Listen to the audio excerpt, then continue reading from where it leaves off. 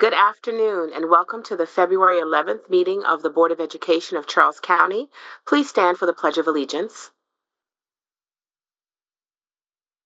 I pledge allegiance to the flag of the United States of America and to the republic for which it stands, one nation, under God, indivisible, with liberty and justice for all.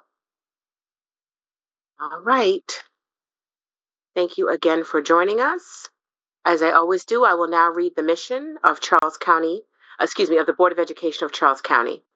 The mission of Charles County Public Schools is to provide an opportunity for all school-age children to receive an academically challenging, quality education that builds character, equips for leadership, and prepares for life in an environment that is safe and conducive to learning.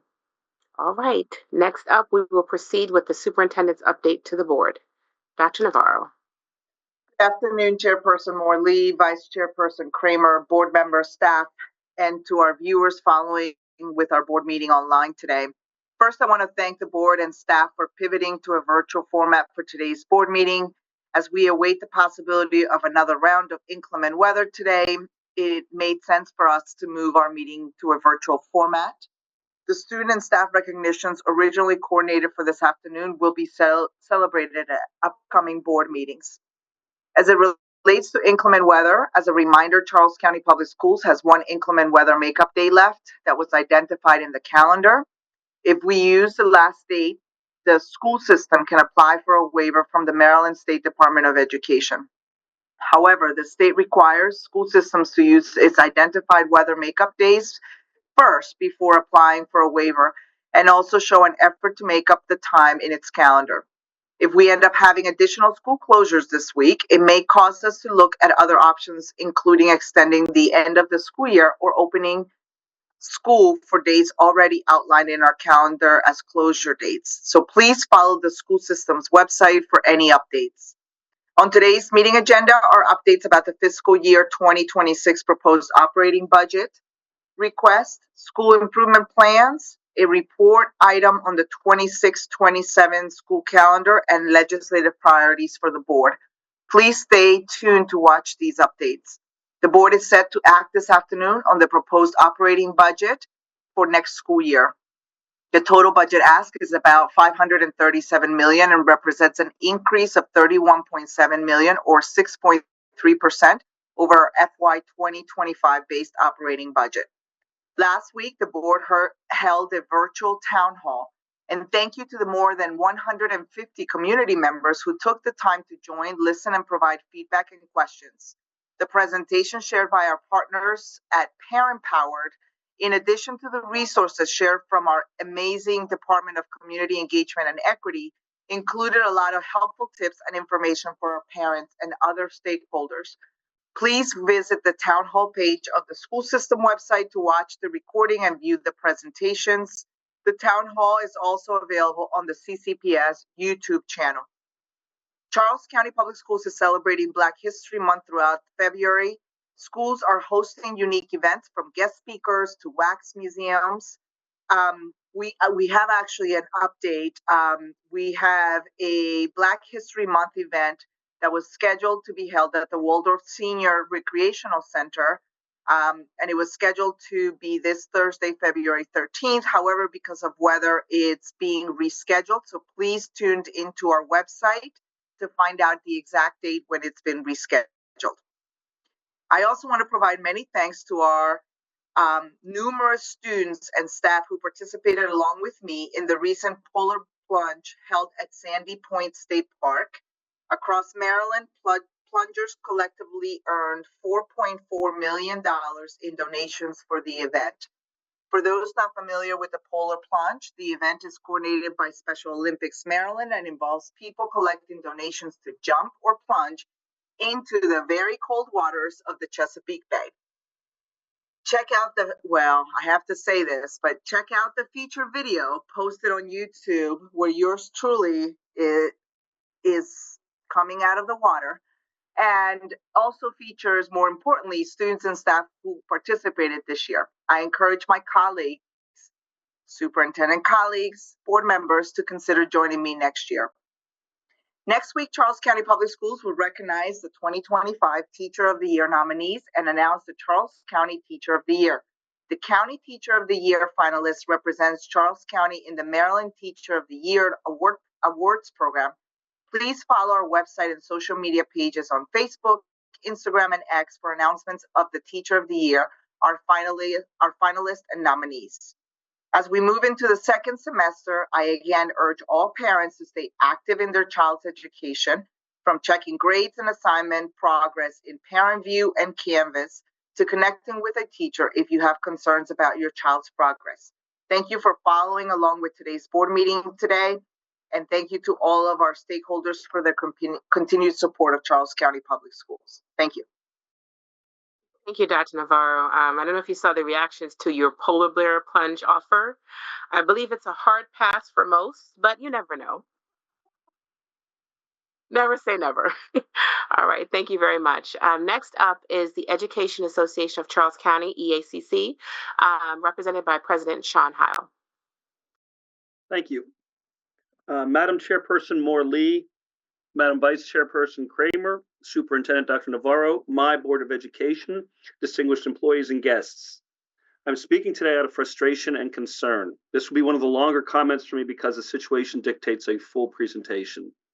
Staff are repeatedly experiencing severe assaults. Since I've last spoken to you about this issue, there's been a high school educator who fractured her knee trying to protect kids and a pregnant elementary teacher who was chased around her classroom by a student with a pencil, threatening her and her unborn child.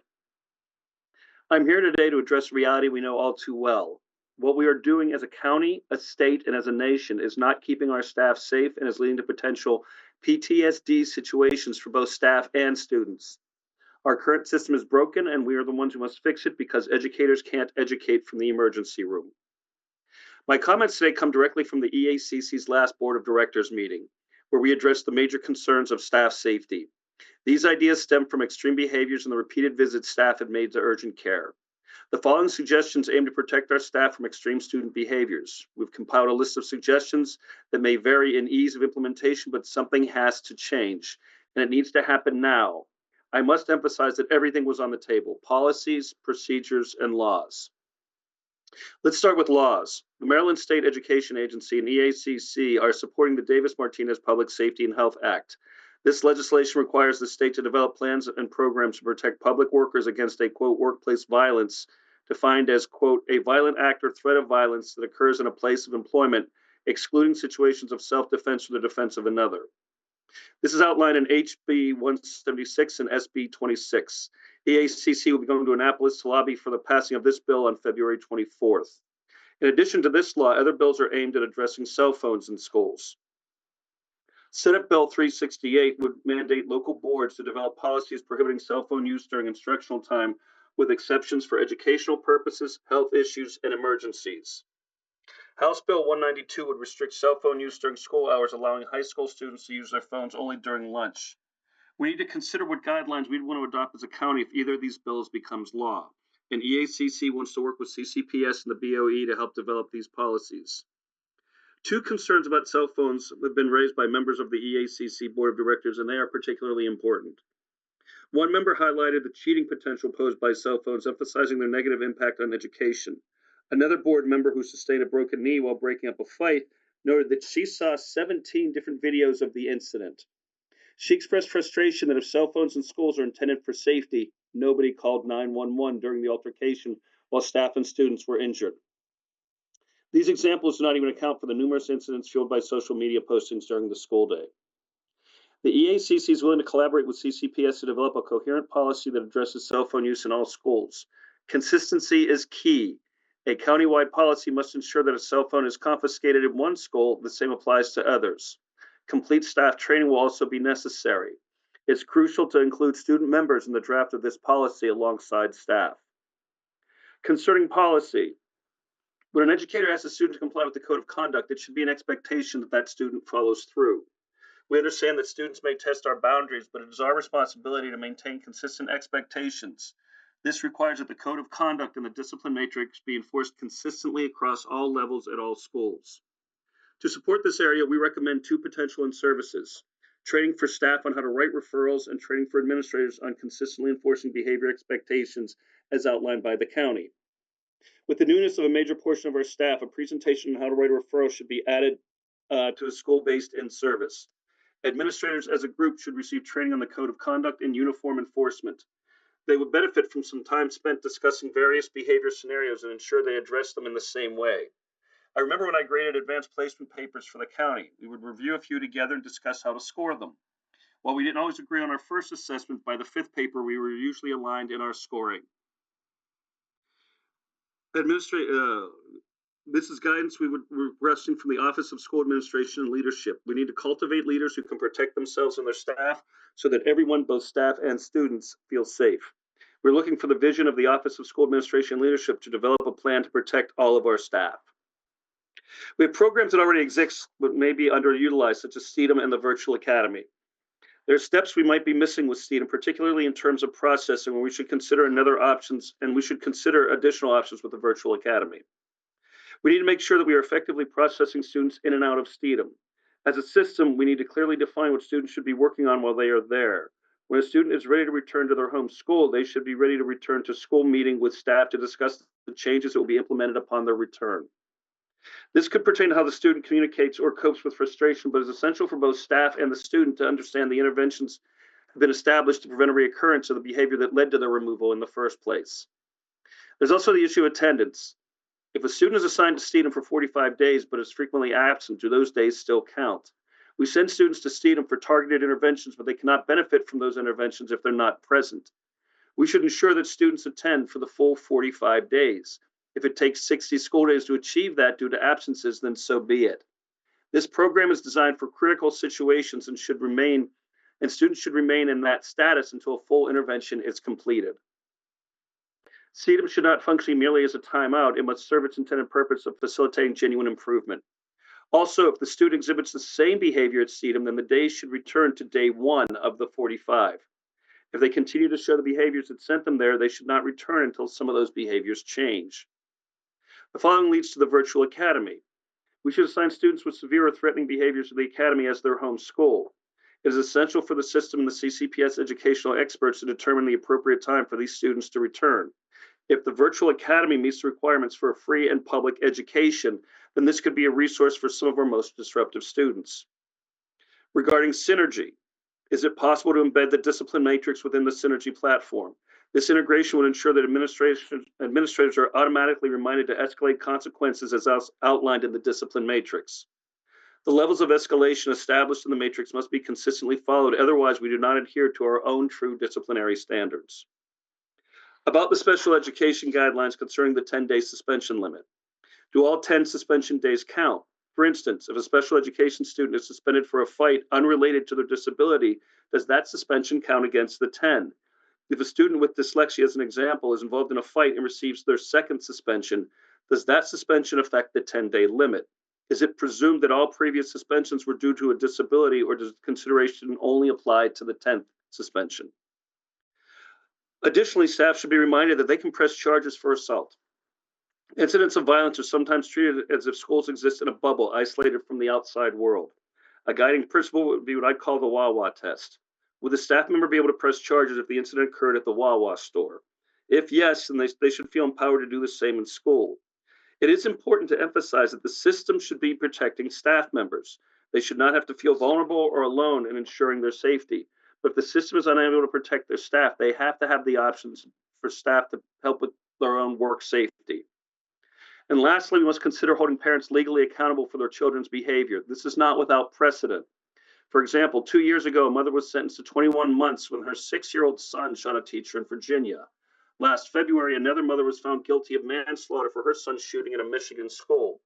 I would say that parents should also be accountable for other severe behaviors. If the parents aren't coming to school behavior meetings or readmit conferences, then the school system should consider pursuing other options. The EACC Board of Directors took a lot of time to present many ideas for CCPS and the BOE to address staff safety. We want to keep educators in the classroom and out of the hospital. We remain willing to work with all invested parties to make sure that staff pipeline to emergency rooms stops, but the time to address this across laws, policies, and procedures is now. Thank you.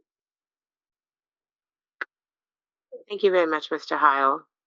Next up, we will hear from our AFSCME president, Ms. Gertrude Lawson. Ms. Lawson?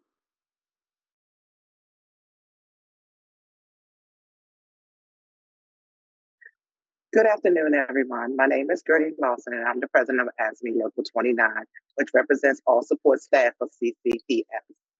Local 2981 is collaboration with Council 3 is taking action by providing opportunities to work together, gather knowledge, sharpen our leadership skills, and pave the way to grow our union. On March 15th, we are having our spring fling for our members. For those who wish to join us, please come out. We have lots of fun and prizes as well. As a reminder, every Monday is lobby night. Lobby night took place yesterday, February 10th in Annapolis. The hours are always from 5 to 8. If anyone wishes to join us, please let me know. The union will be having another steward training soon. If you are interested in becoming a steward, please reach out to Tracy Newbold or myself to let us know. The last steward training was in October, was successful. We hope that our new leaders will continue to strengthen and support our mission. We look forward to them working in unison with our amazing existing steward. And lastly, I would like to thank everyone that will be starting back up with our union meeting. We had our back after our holiday union meeting this past Wednesday, and the state president of AFSCME, Mr. Patrick Moran, came out to speak along with Lisa McKinney. The meetings are held right next door at the FB Gwynn Center starting at 5:30 until. If you can't join us in person, we definitely will also have a Zoom meeting for everyone. Thank you so much, and everyone have a good day. Thank you so much, Ms. Lawson. You're welcome. Okay. Next up, we will have our fiscal year 2026 budget request presented by Ms. Karen Acton, our Chief Financial Officer, and Ms. Sherry Fisher-Davis, our Budget Manager. Good afternoon, everyone. As Dr. Navarro said in her opening remarks, our numbers haven't changed since our January work session, but just to refresh everyone's memory, I'm going to go over that at a top level, and then Sherry's going to share. We do have 2 additional slides that we did not share on January, so we want to share that with you. Our total revenue that we're asking for is a budget of $537.9 million. That's a $31.7 million increase from last year. It is an 11% increase asked to the county of 24.7 and a 2.6% increase to state funding of 6.9. The other item that I want to mention is the maintenance of effort for the county. The ask that we have of a $24.7 million increase is actually $22.4 million over MOE, which is almost double what they gave us last year. So it's a pretty heavy ask. So I'll have Sherry walk through the 2 additional slides, and then we'll open it up for any questions that you have. Go ahead, Sherry.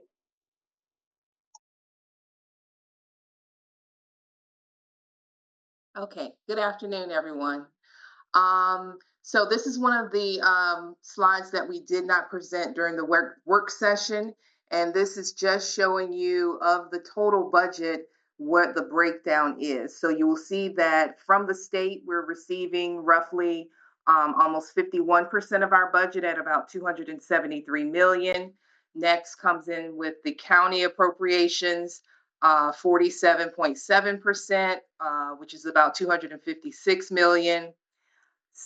Third, we'll have our local funding, which includes fund balance, and that's about 1.2% of the budget. And then lastly, federal funding, which is less than 1% at $970,000. The other slide we wanted to share was basically the per pupil cost and how the dollars are spent. We are projecting the per pupil cost for FY26 to be $18,742. And as you can see, the breakdown, classroom instruction, 65 cents, maintenance, operation, and capital outlay, 11 cents, student transportation, 10 cents, school administration is 8 cents, student and community services comes in at 2 cents, and lastly, central office is 4 cents. So again, the total projected per pupil amount for FY26 is $18,742.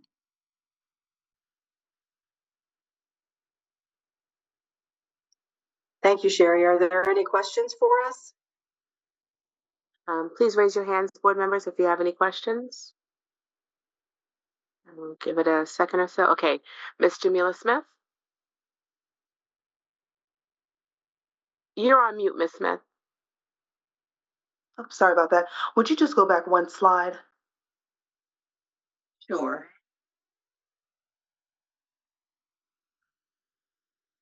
So can you help me understand the delineation? I've done this a few times before, but I always get a little confused here. County and local versus local. So the 47.7 versus the 1.2. So the 47.7 is basically what we get from the county government. The local includes things like interest income, tuition that parents pay that don't live in the county or the state, budgeted fund balance, damaged laptops. That's what's included in our local. But what we're receiving from the county is what you're seeing in that 256 million. Okay. And so I only heard sort of one line item that would add to that local contribution, which was, parents paying tuition who live outside the county. Everything else was an expense. Could you help me understand, like, who covers that 1.2%? So also in there, you would have facility rentals. So when organizations rent out our facilities, that's included in that number. Commissions, I believe commissions for like our vending machines, some of that lands in that area. And also Sherry had mentioned it, but I'm not sure if you heard, she was talking about interest income. So for the additional cash that we have interest income. And then when we use fund balance in our budget, that is also in that category there of local. Okay, thank you both. Quick related question: what is the projected fund balance? Are you asking budgeted amount? Yes. Budgeted fund balance for FY26 is 4.7 million. Okay, and if I'm not mistaken, that's a considerable decline from previous years. That is holding constant. That is what we currently have budgeted this year, 4.7. 4.7. Okay. All right. I thought we carried more. Okay. Thank you. Ms. So- Samisha, So Ms. Morley, are you asking what is our balance or how much was in the budget? Because we do carry more of a balance than that. That may be what you're thinking about. That's exactly what I was thinking of, because I know normally we carry closer to about 20 million, if I'm not mistaken. 25 million, yes. Gotcha. Okay. Okay. And it actually will be increased this year. We had more money fall to fund balance, but I don't have that exact number yet. As soon as our audit is finalized, I'll be glad to update the board on what that is. Okay. Thank you, Ms. Acton. Ms. Samisha Thomas. Hi, yes. I just have a question about the federal funding that we have. Is that grants for that small amount? Impact aid that's coming from the federal facilities in Charles County. Okay. Whether we have students or parents that live and work there. So that is impact. Thank you, Ms. Acton. So that is the amount that directly is coming from the responses from those surveys that we administer. Is that where that funding is coming from? Yes, and we have to complete a form and submit for it. Is there anything else in there, Sherry? Maybe some. So there's federal impact aid, federal ROTC, and then there is a federal special education impact aid. Okay. All right. Thank you so much for that explanation. Thank you. Ms. Nicole Kramer.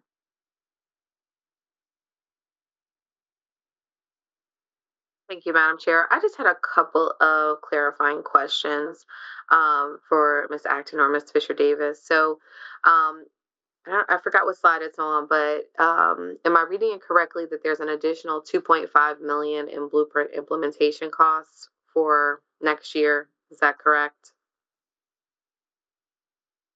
So I think you're referring to the concentration of property.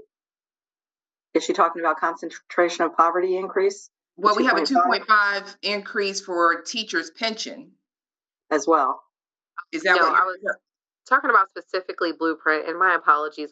When I made my notes and my questions, I forgot to put the slide that it was Yeah, I on. think you're talking about the concentration of poverty. Go ahead, Yes, Sherry. right there. Yeah. Yes. So total Blueprint costs 2.5, which the bulk of this is concentration of poverty.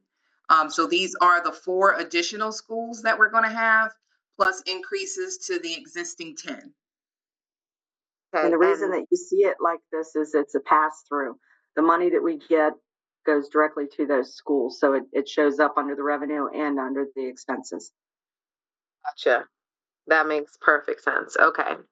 Thank you for that. And then on slide 7, go back to that.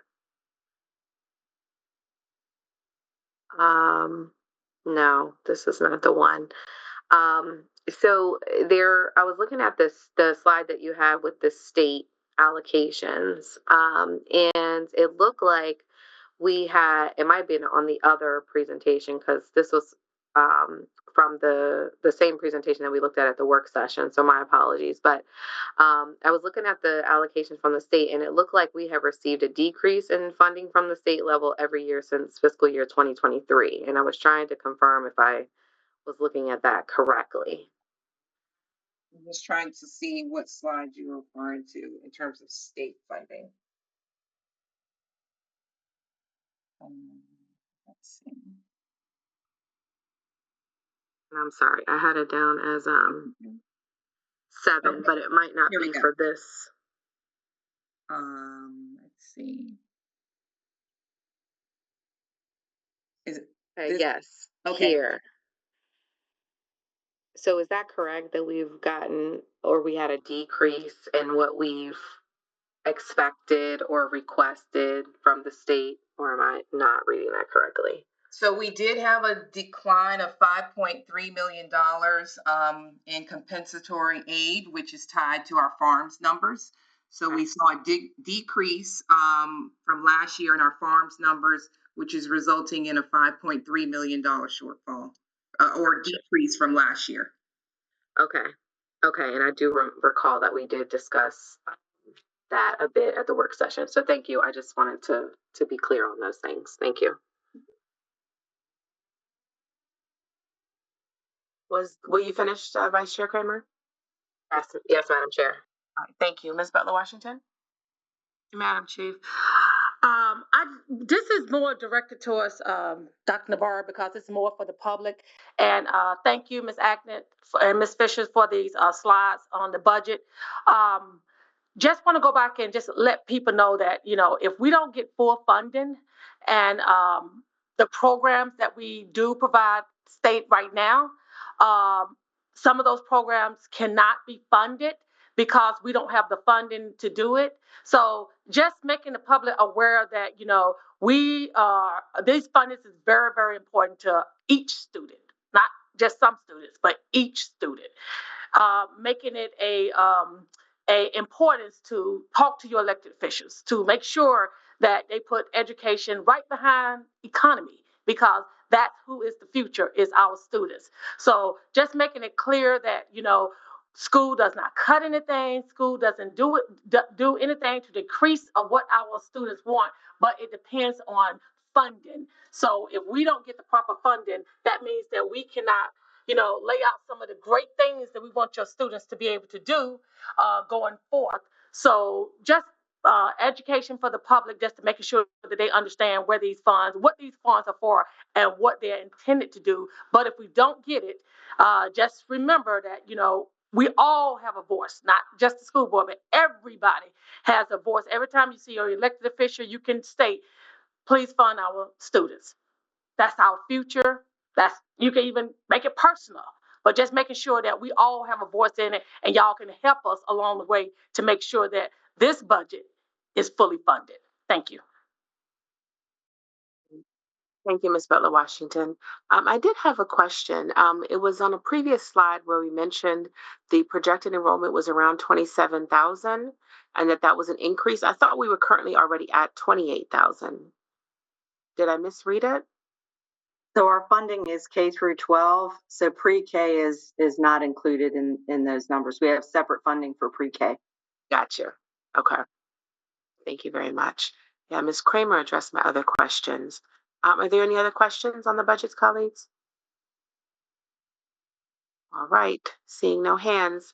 Thank you very much, Ms. Acton and Ms. Fisher-Davis. Thank you. Yeah, Thank you very much. yes, Thank you. comprehensive job as always. All right. Yeah, Next thank you so much. Yes. Next up, we have the school presentation on SIP, the school improvement plans, which is Dr. Marvin Jones, our chief of schools, Mr. Richard Conley, the executive director of schools, and Ms. Cheryl Davis, the principal at Lackey.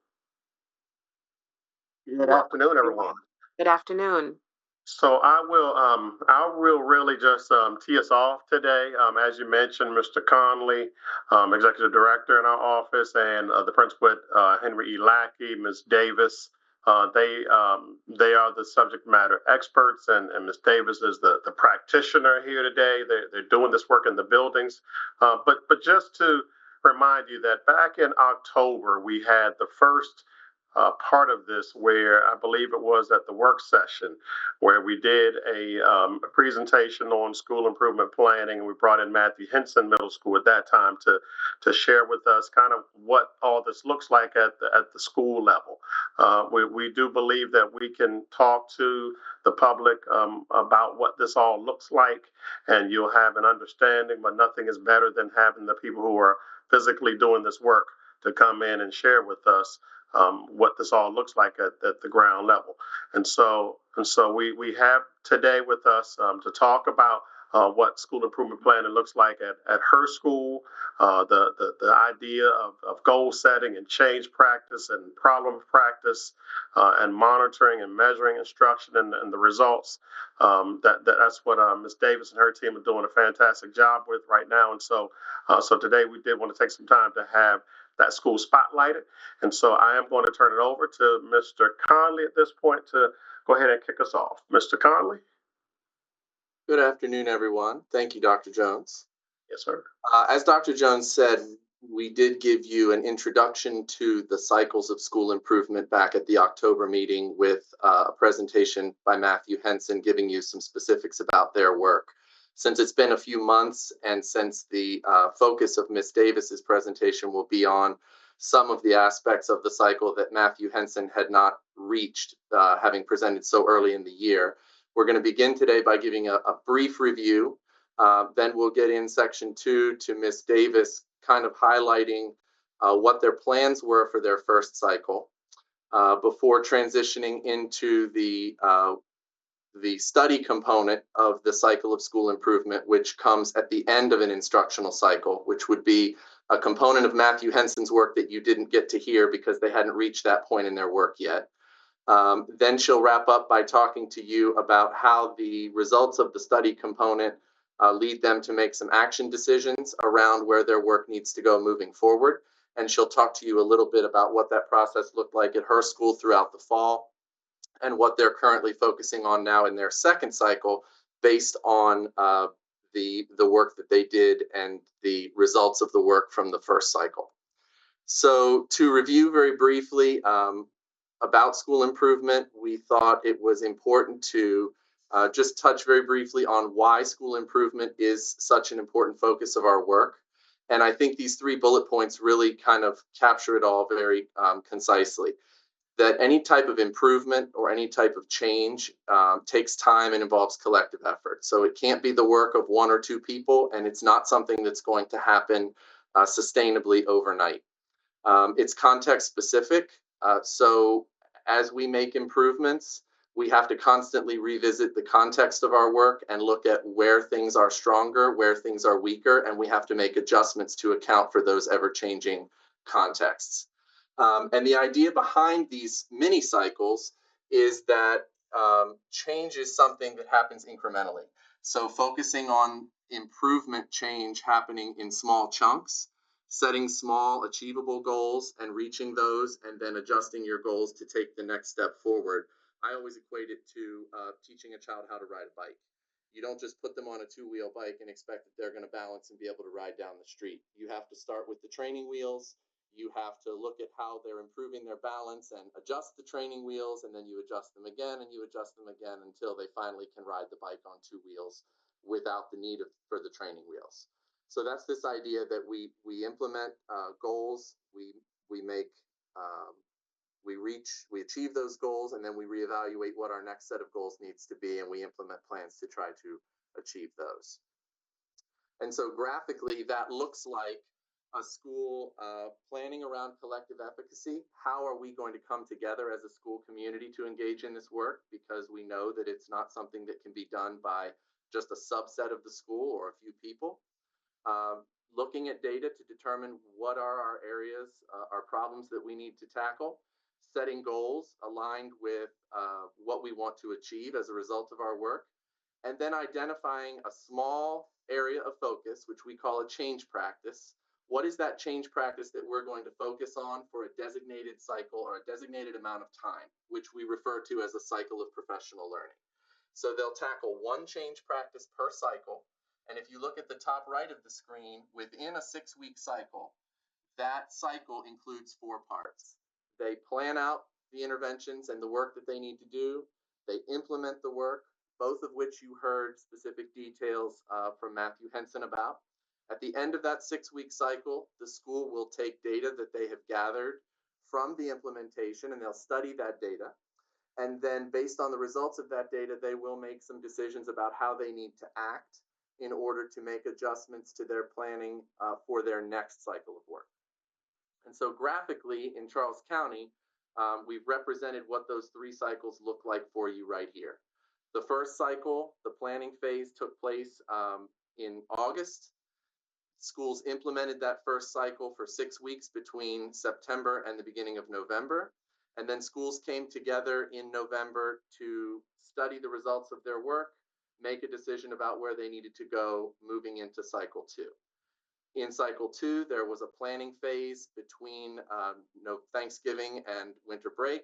Schools are now in the implementation phase of cycle 2, and they will come together again in March to study the results of their work in cycle 2 and make decisions about what they need to focus on for cycle 3. Cycle 3 will have a planning phase in late March. Schools will implement that work between March and late May. And then in the summer, schools will gather up their data from that third cycle. They will study the results of their work and then make decisions about where they need to go into the beginning of the year next year.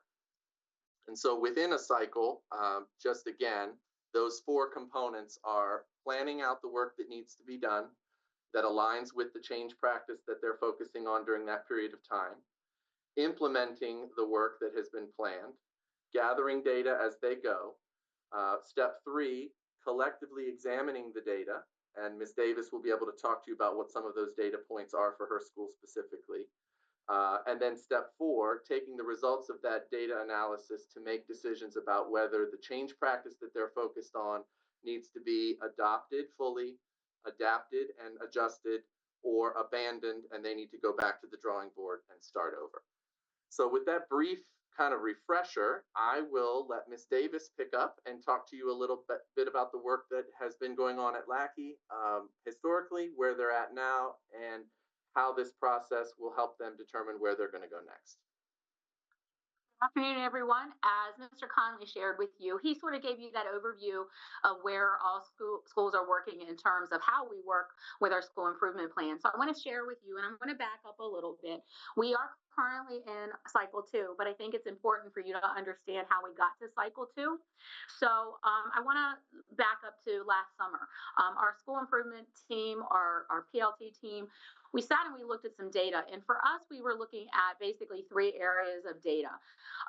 We were looking at our MCAP scores, and as you can see the data in front of you, we have some work to do. Our math scores were extremely concerning. Only 1% of our Algebra 1 students at the end of last year were considered proficient. 54% of our students, that's more than half of our students who took the Algebra 1 assessment, were at the beginning level. That is concerning. With regard to English 10, it was a little bit better.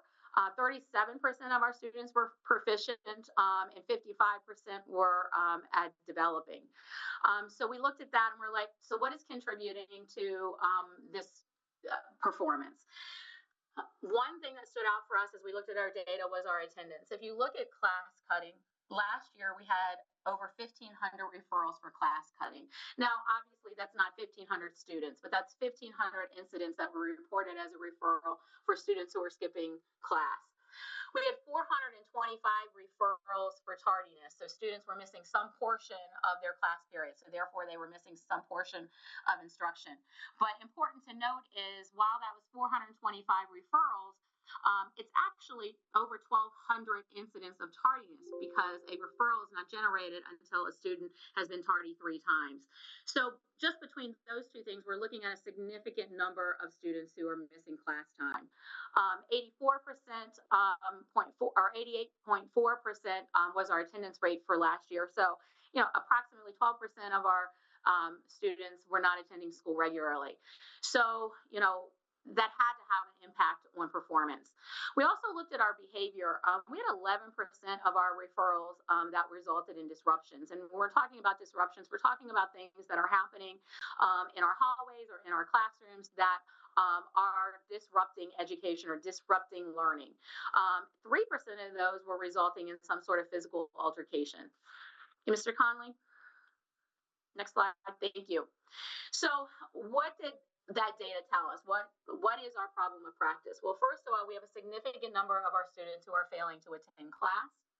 We have students that were finding other unstructured, unsupervised activities that were resulting in disruptions throughout our building. So if you're not attending class, you must be doing something. So what are you doing? Well, you're engaged in things that are not productive and that are not geared towards learning. And it is disrupting not only the students' education, but it's disrupting the education of others within the building. And then our other problem was students were not finding classroom instruction engaging and therefore avoiding or attending class. We had to look at why are they not attending class. So we looked at that being what was happening in our class may not be attractive to our students. And so the bottom line is if students don't attend class, they cannot or they will not learn. And that is really what we concluded when we first started looking at this for our cycle 1 back in the summer. So what did that mean? That means we had to set some goals for ourselves. We had to set some action steps, and we had to determine what we were going to look for as we move forward in that cycle.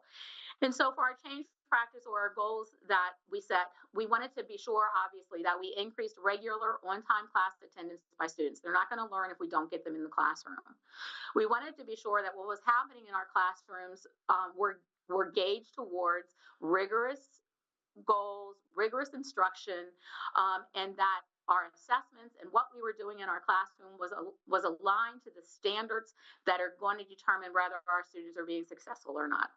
And then finally, we need to increase engaging. We were looking at increasing engaging instruction across all of our classrooms. We need our students to want to be there, and they're only going to want to be there if what is happening in that classroom is more engaging than what's happening in the hallway. So we determined some steps that we wanted to take.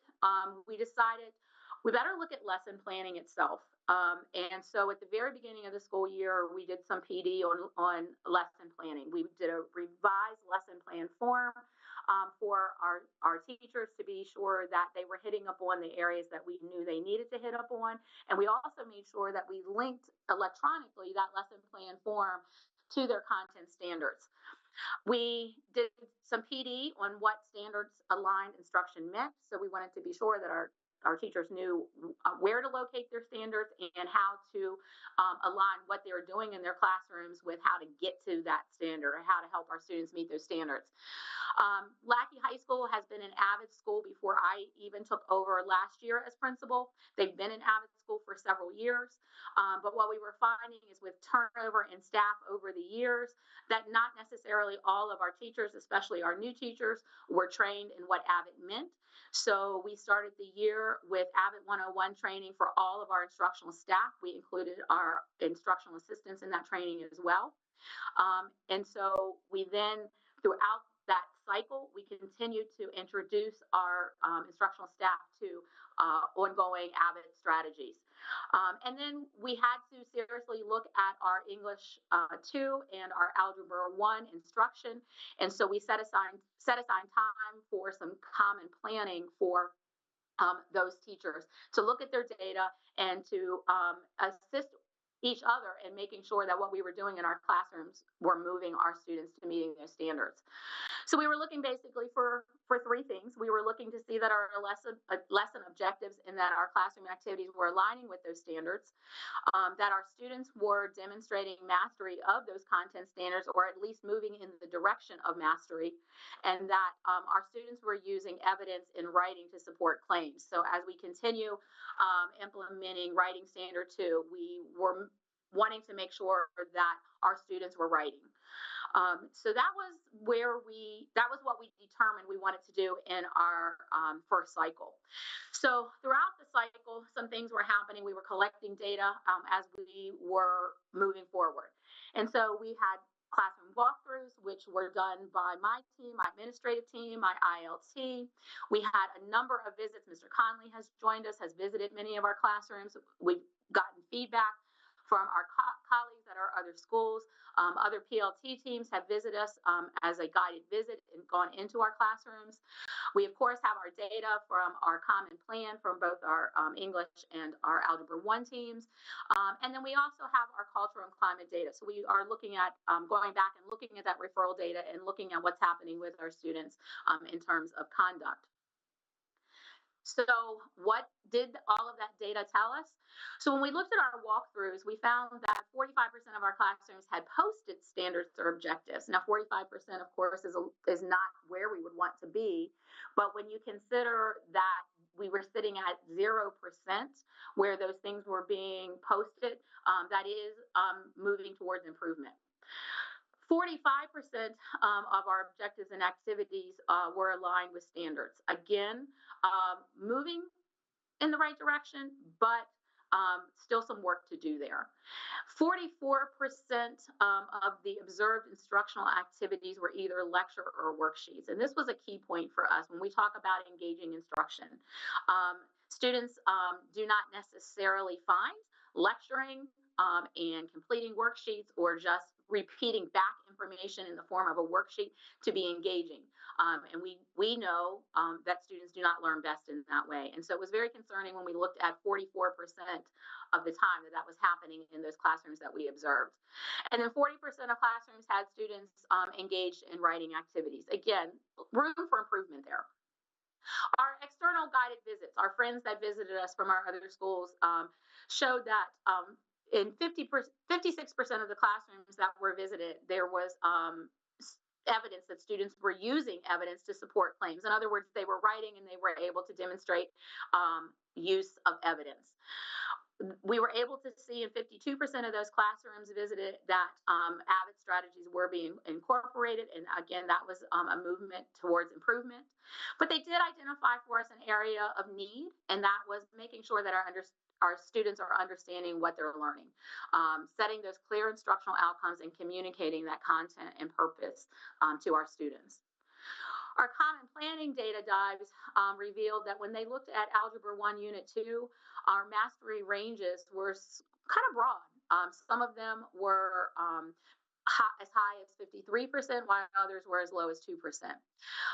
In our Unit 1, Algebra 1 Unit 4, our mastery ranges from 27% to a low of 8%.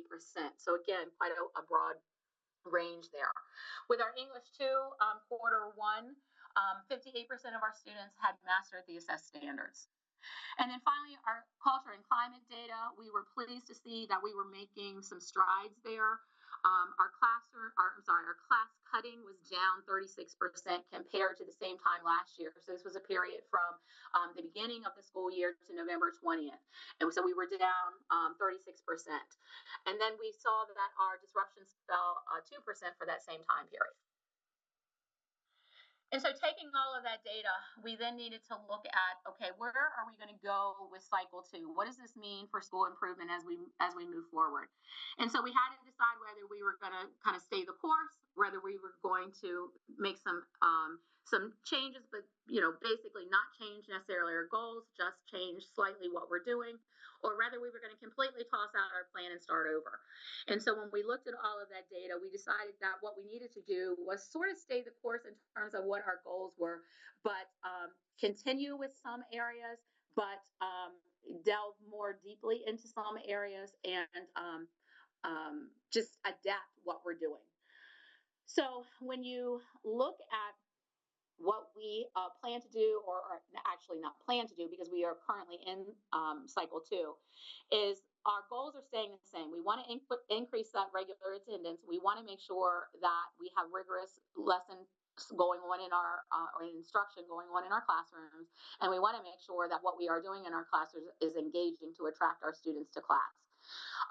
But what are we doing in terms of in cycle 2?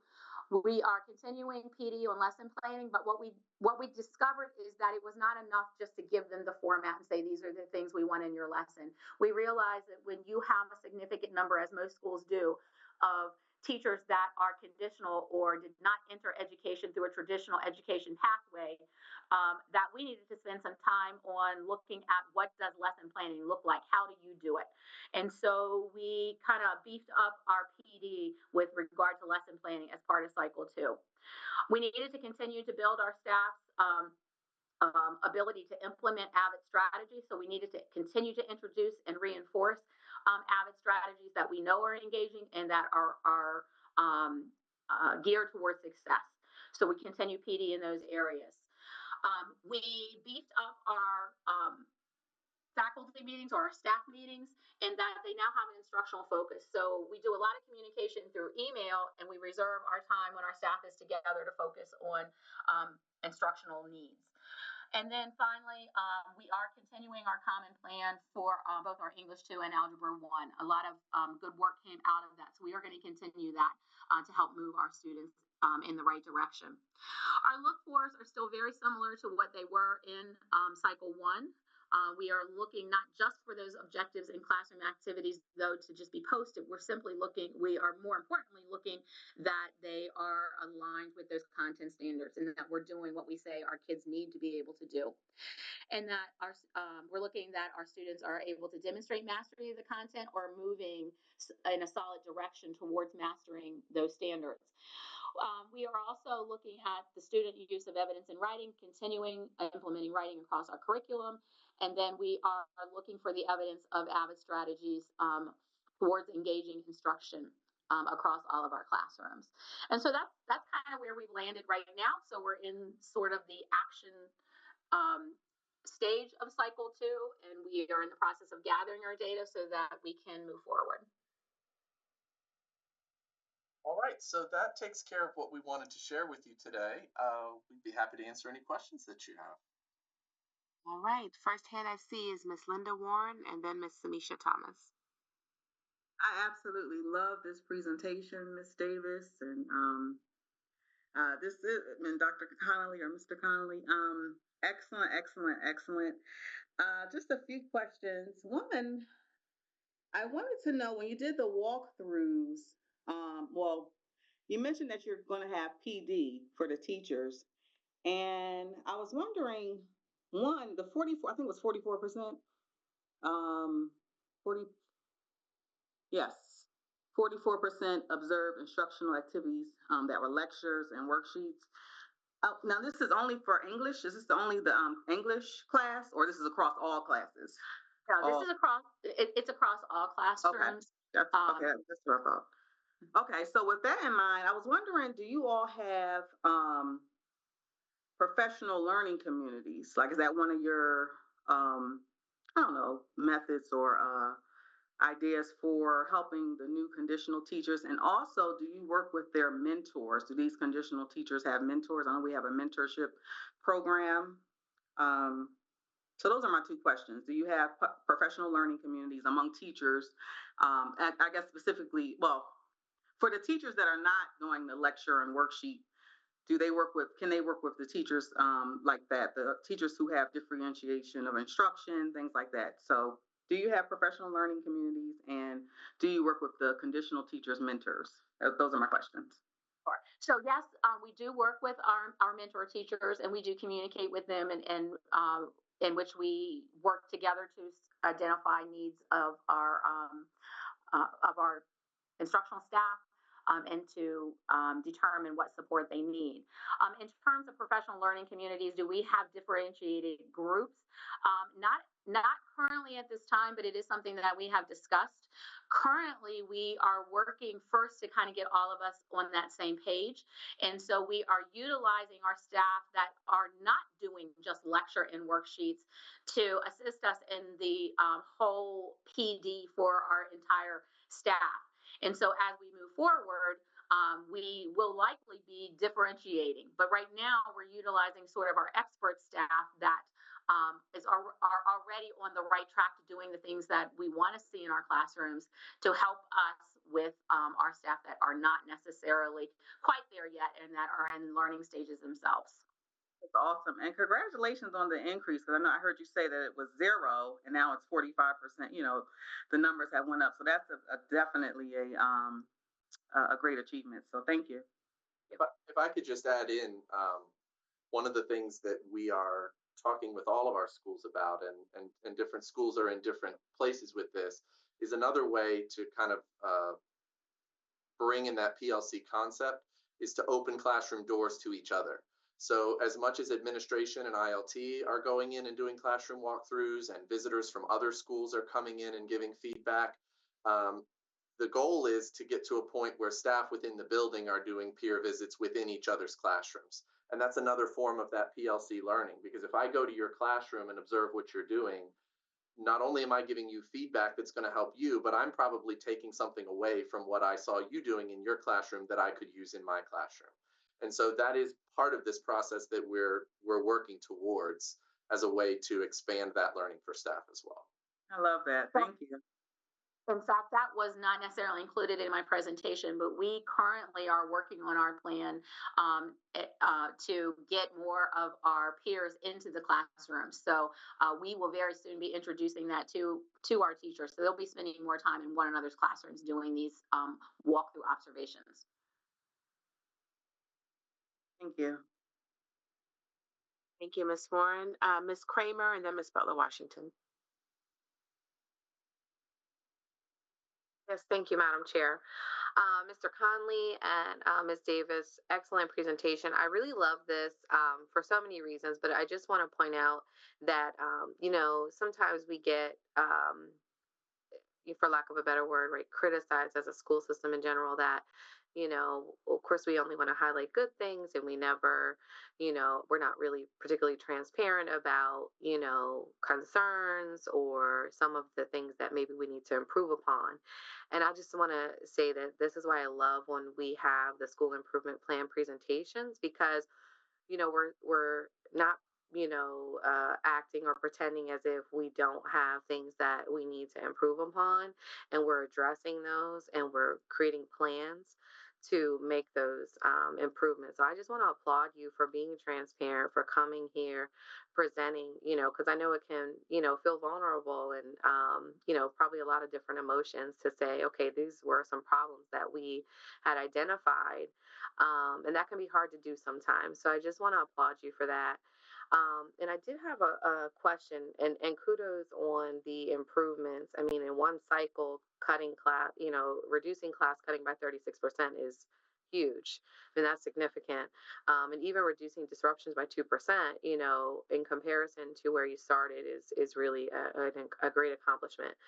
So I was just looking at the, like your third goal, which was to improve the math score. So I see that you're showing on slide 14, you had a demonstrated mastery on standards in a range from 2 to 53%.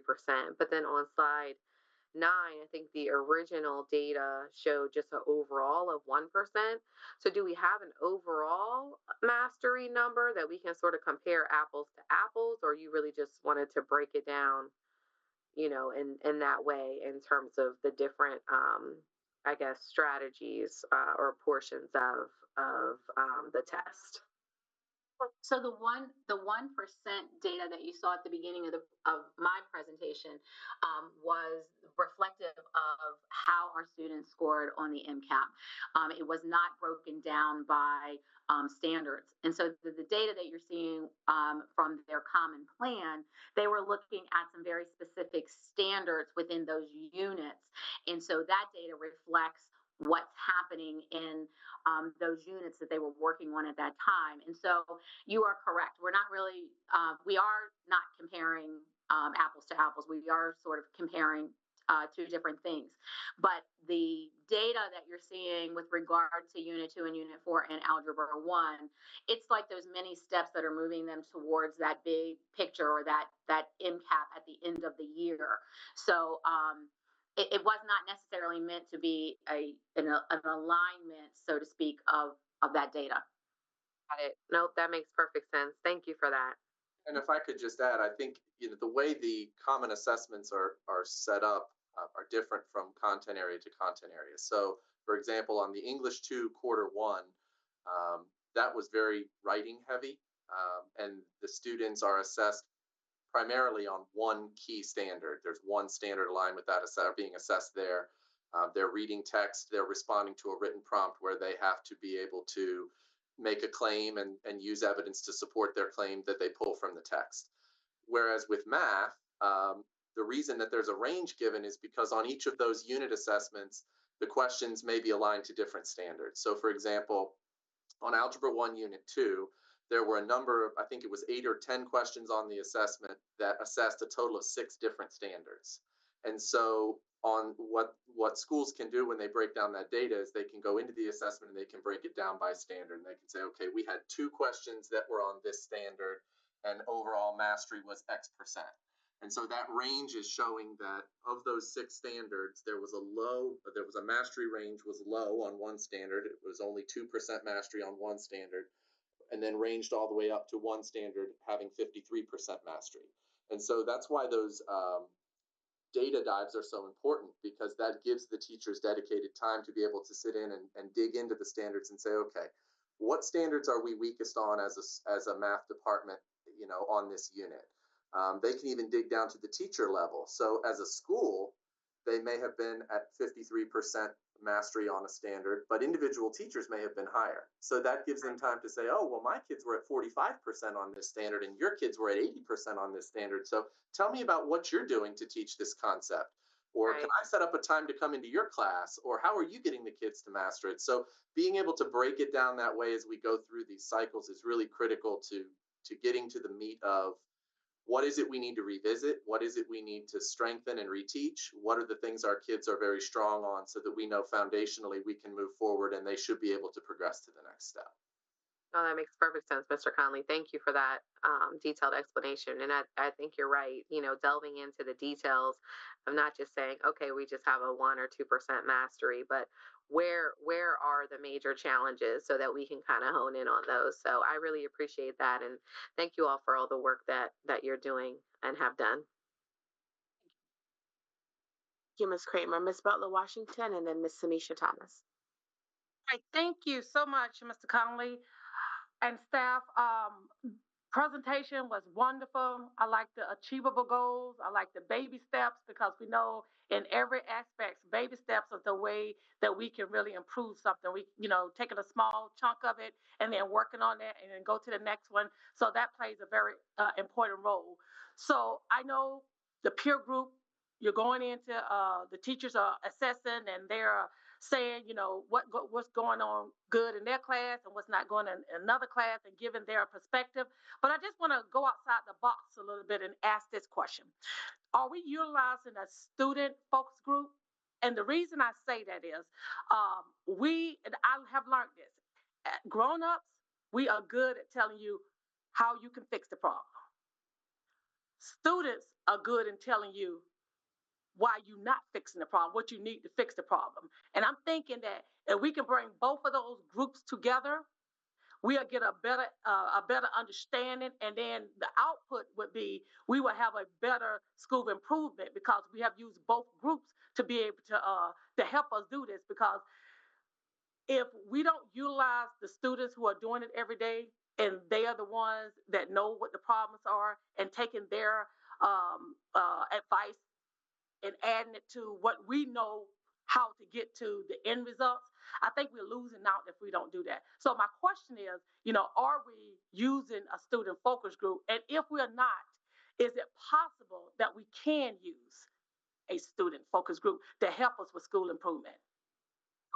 So, formally, no, we do not have a student group or students as part of our school improvement team necessarily. One of my personal goals was to meet with students regularly, which I do. We have discussed wanting to put students on our school improvement team, and so again, that is a goal of ours. But no, we are not formally including our students currently in that school improvement plan. So if I can add to that, there are elements of that do exist. I think, to answer the question simply, are students going in and observing as a part of these walkthrough groups that give feedback to teachers the same way other teachers are? I would say no. But there are elements of student involvement in the process. For example, when the visitors go in, whether it's an external group coming in or an internal peer visit, one of the look-fors, they go in teams and they have designated roles. So one person going in is looking at school identified look-fors around the teacher actions. What is it that we see the teacher doing or not doing that aligns with what the school says the teachers should be doing or not doing in this cycle? Another focus is what are the students doing or not doing? Another focus is someone interviews students in the classroom. So one person's role as they're in there is to actually interview kids in that room and ask them questions like, do you know what you're learning today? Can you tell me what it is you're learning? Do you know why you're learning it? How are you going to know if you learned it? And the extent to which kids are able to respond to that effectively is very telling. If they can't even tell you what they're doing that day, they have no idea, that's problematic. The teacher hasn't made it clear to them what they're doing, so there's probably a correlation to if they don't even know what they're doing, there's probably not very much chance that they're going to be very successful with it. Another way that students are involved in a lot of schools is very heavy on the culture and climate side, taking a look and talking to students about and surveying students around the culture and climate and what interventions and strategies might be effective and helpful to address those areas so that, in Lackey's case, you're not looking for reasons not to be in class, that we're putting things in place to promote on-time class attendance, that we're putting things in place to address the disruptive behaviors that get in the way of teaching and learning. So kids are involved, but not necessarily maybe in the way that you were anticipating. I could add just a touch, which I do know it works because we had to do it where I work at, bring in some of the younger employees into what is standard for when you work, and to bring them along because they have great ideals and they can tell you and pinpoint what you're doing is not effective for us right now. Maybe it was when we was going to school, it worked, it was perfect, it was proven, but for them, because we know that learning has changed dramatically. So these students, they are a force to reckon with. They're smart, they know how to get involved. So I'm just asking the question is, we might want to tap into that because they could truly help us with school improvement. And looking at the data and looking at research that has been done at Howard and at Harvard, they have done that. So what they do is they make sure that they hear from both sides, and then the grown-ups will come up with the solution, but just making sure we hear from both of them. And, if that's not something that we can do, that's fine, but I hope that is something we can do because that is very important to hear perspective from them themselves who are learning it and have to pass those classes and have to continue going to school. So thank you.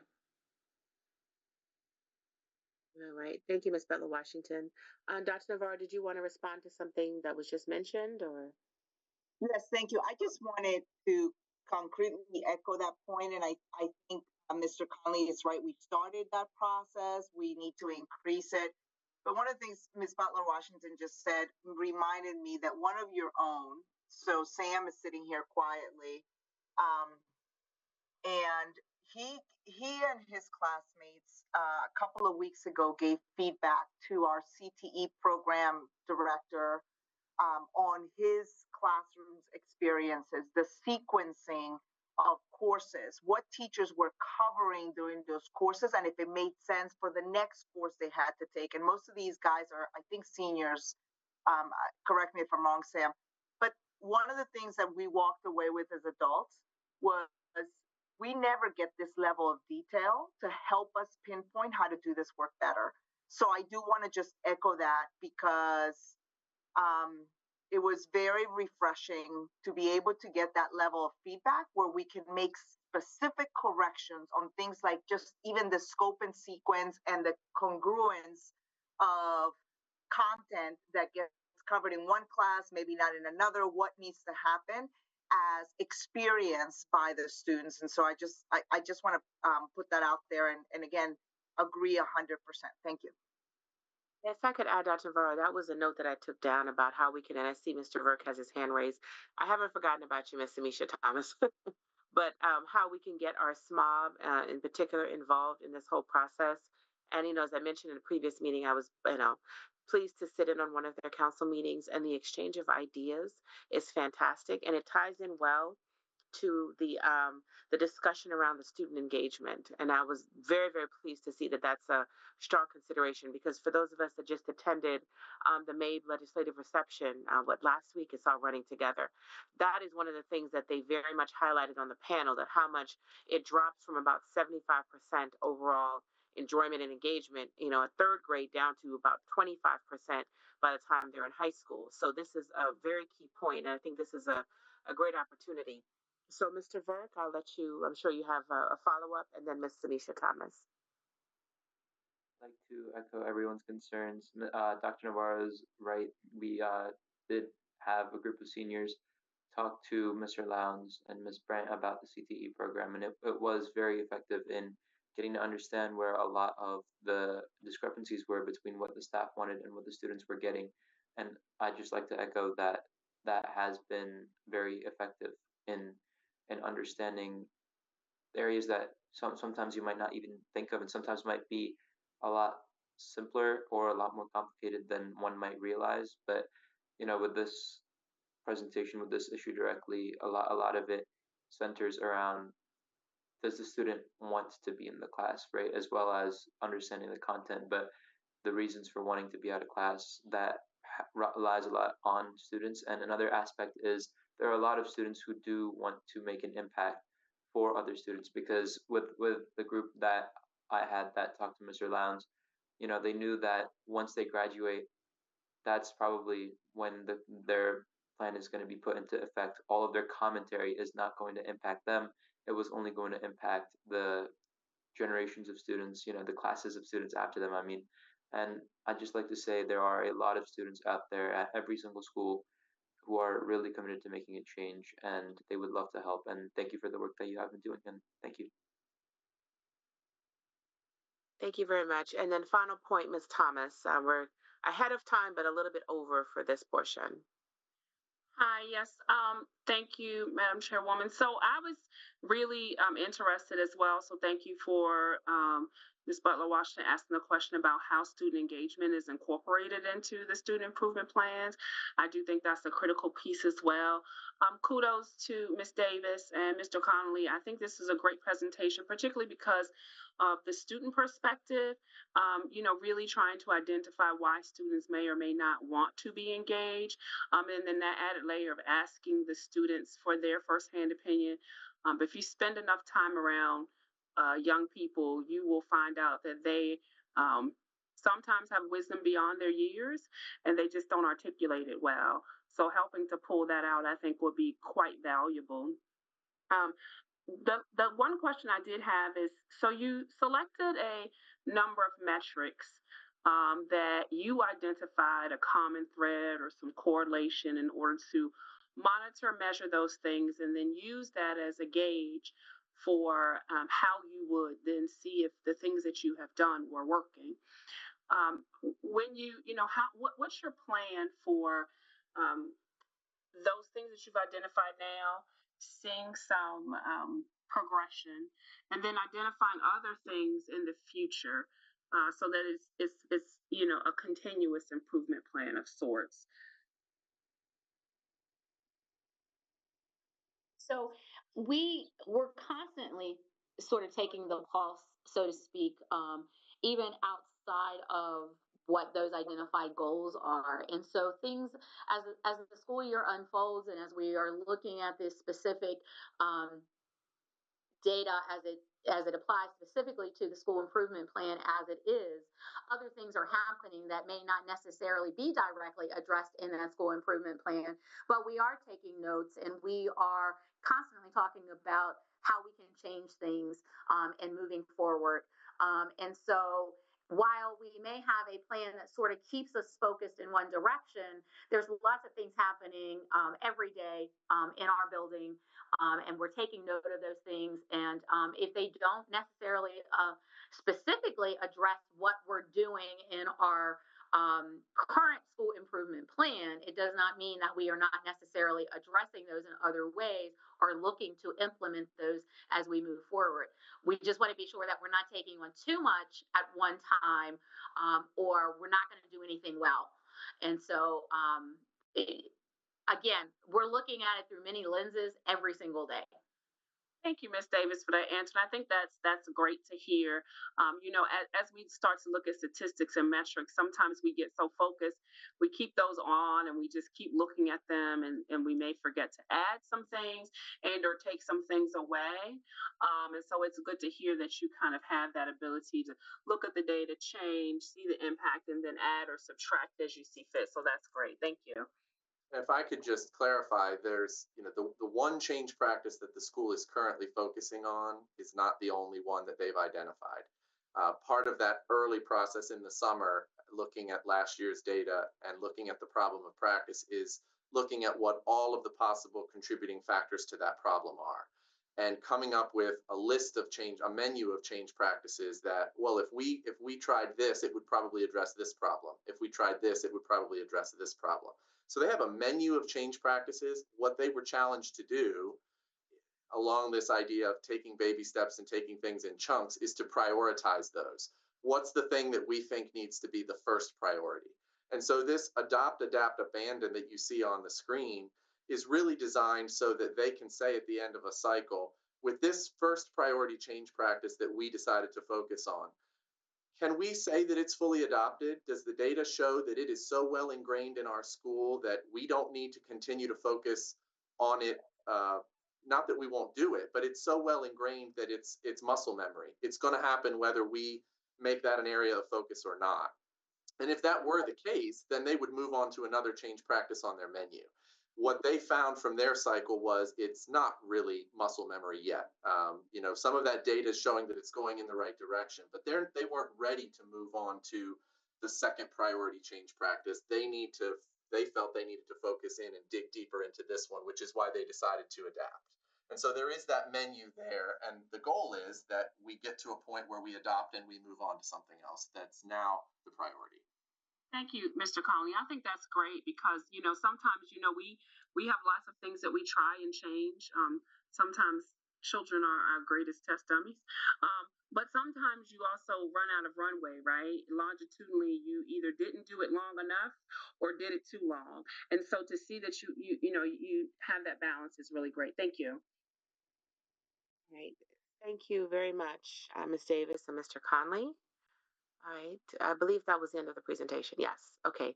Next up, we will have Mr. Eric Schwartz, our staff attorney, and he will provide the legislative update. Thank you, Ms. Morley. My written legislative update is on board docs. There are 5 bills I'm going to be highlighting particularly, and then I can certainly address any other bills that the members want to talk about.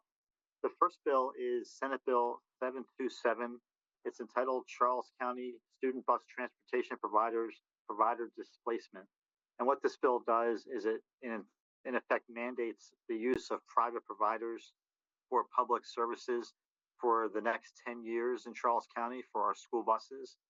This, we believe, is bad public policy. We don't think it's a good idea for the General Assembly to mandate the use of private providers for numerous reasons, not limited to the fact that we may be able to provide the services in-house publicly at a better fiscally responsible rate.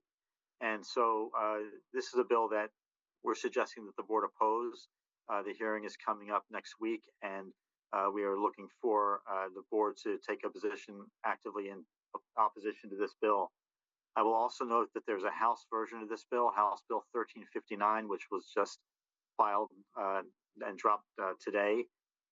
That bill is actually a slightly different version of the same idea.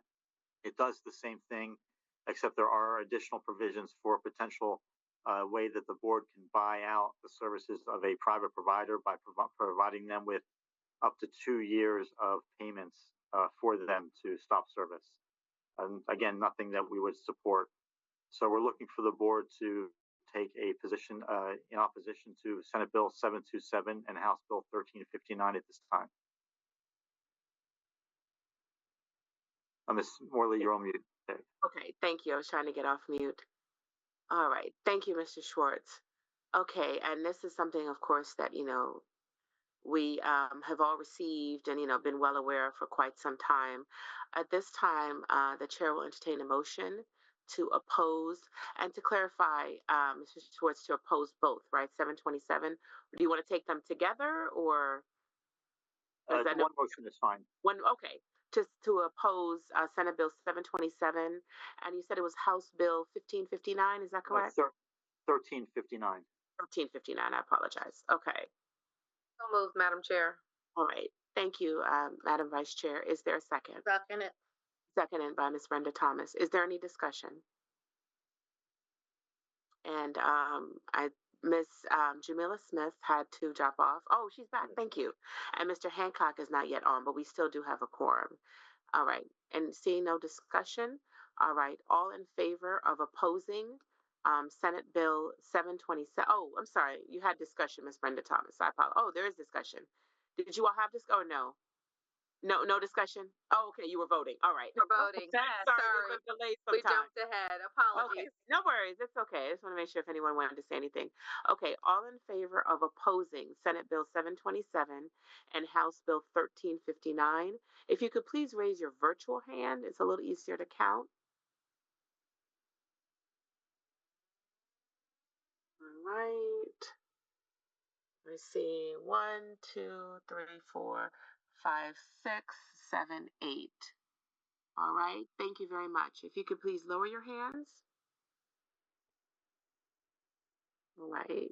Oh, let me start with me. Let me lower mine. Okay. If you could please lower your hands if you've already voted. All right. Thank you.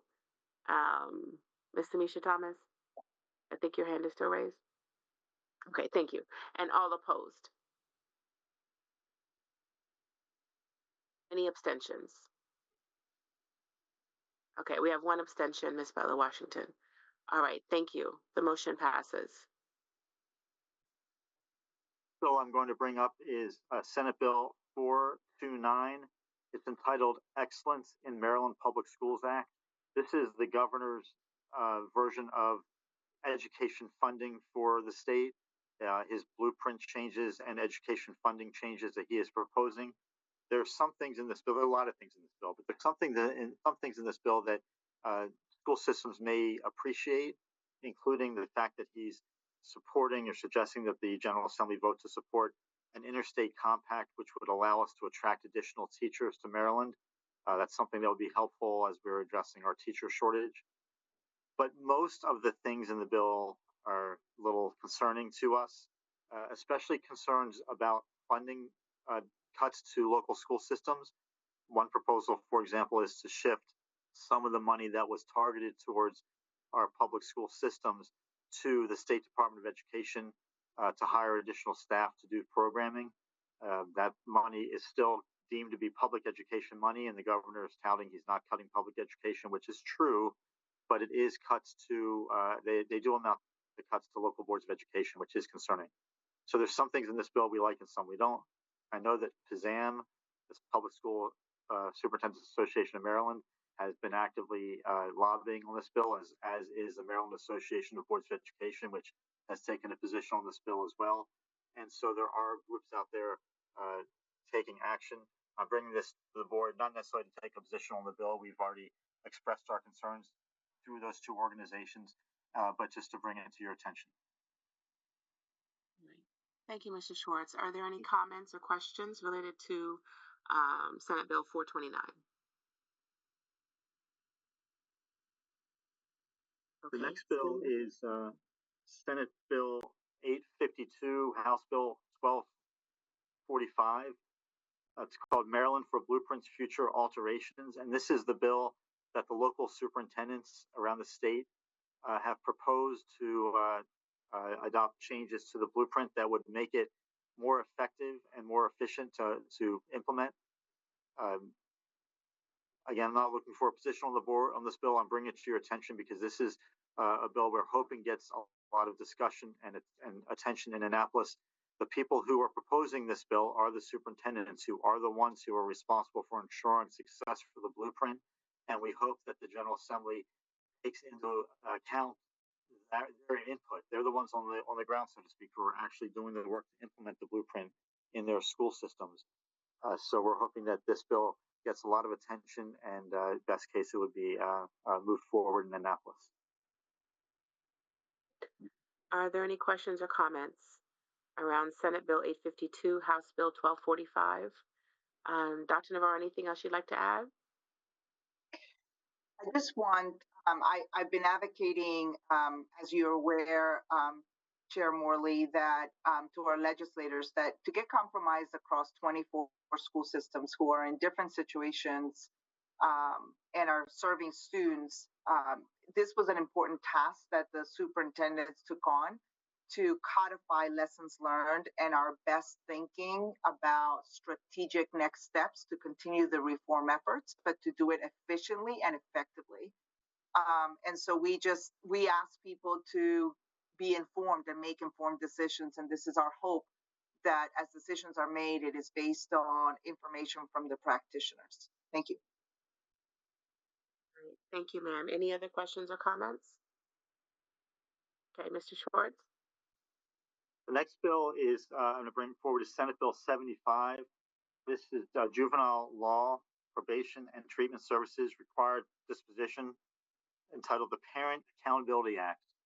What this bill does is it gives the juvenile court judges additional authority to mandate parent participation in student treatment plans for students who are brought into the juvenile court system for either they're in need of supervision or they've committed some infraction.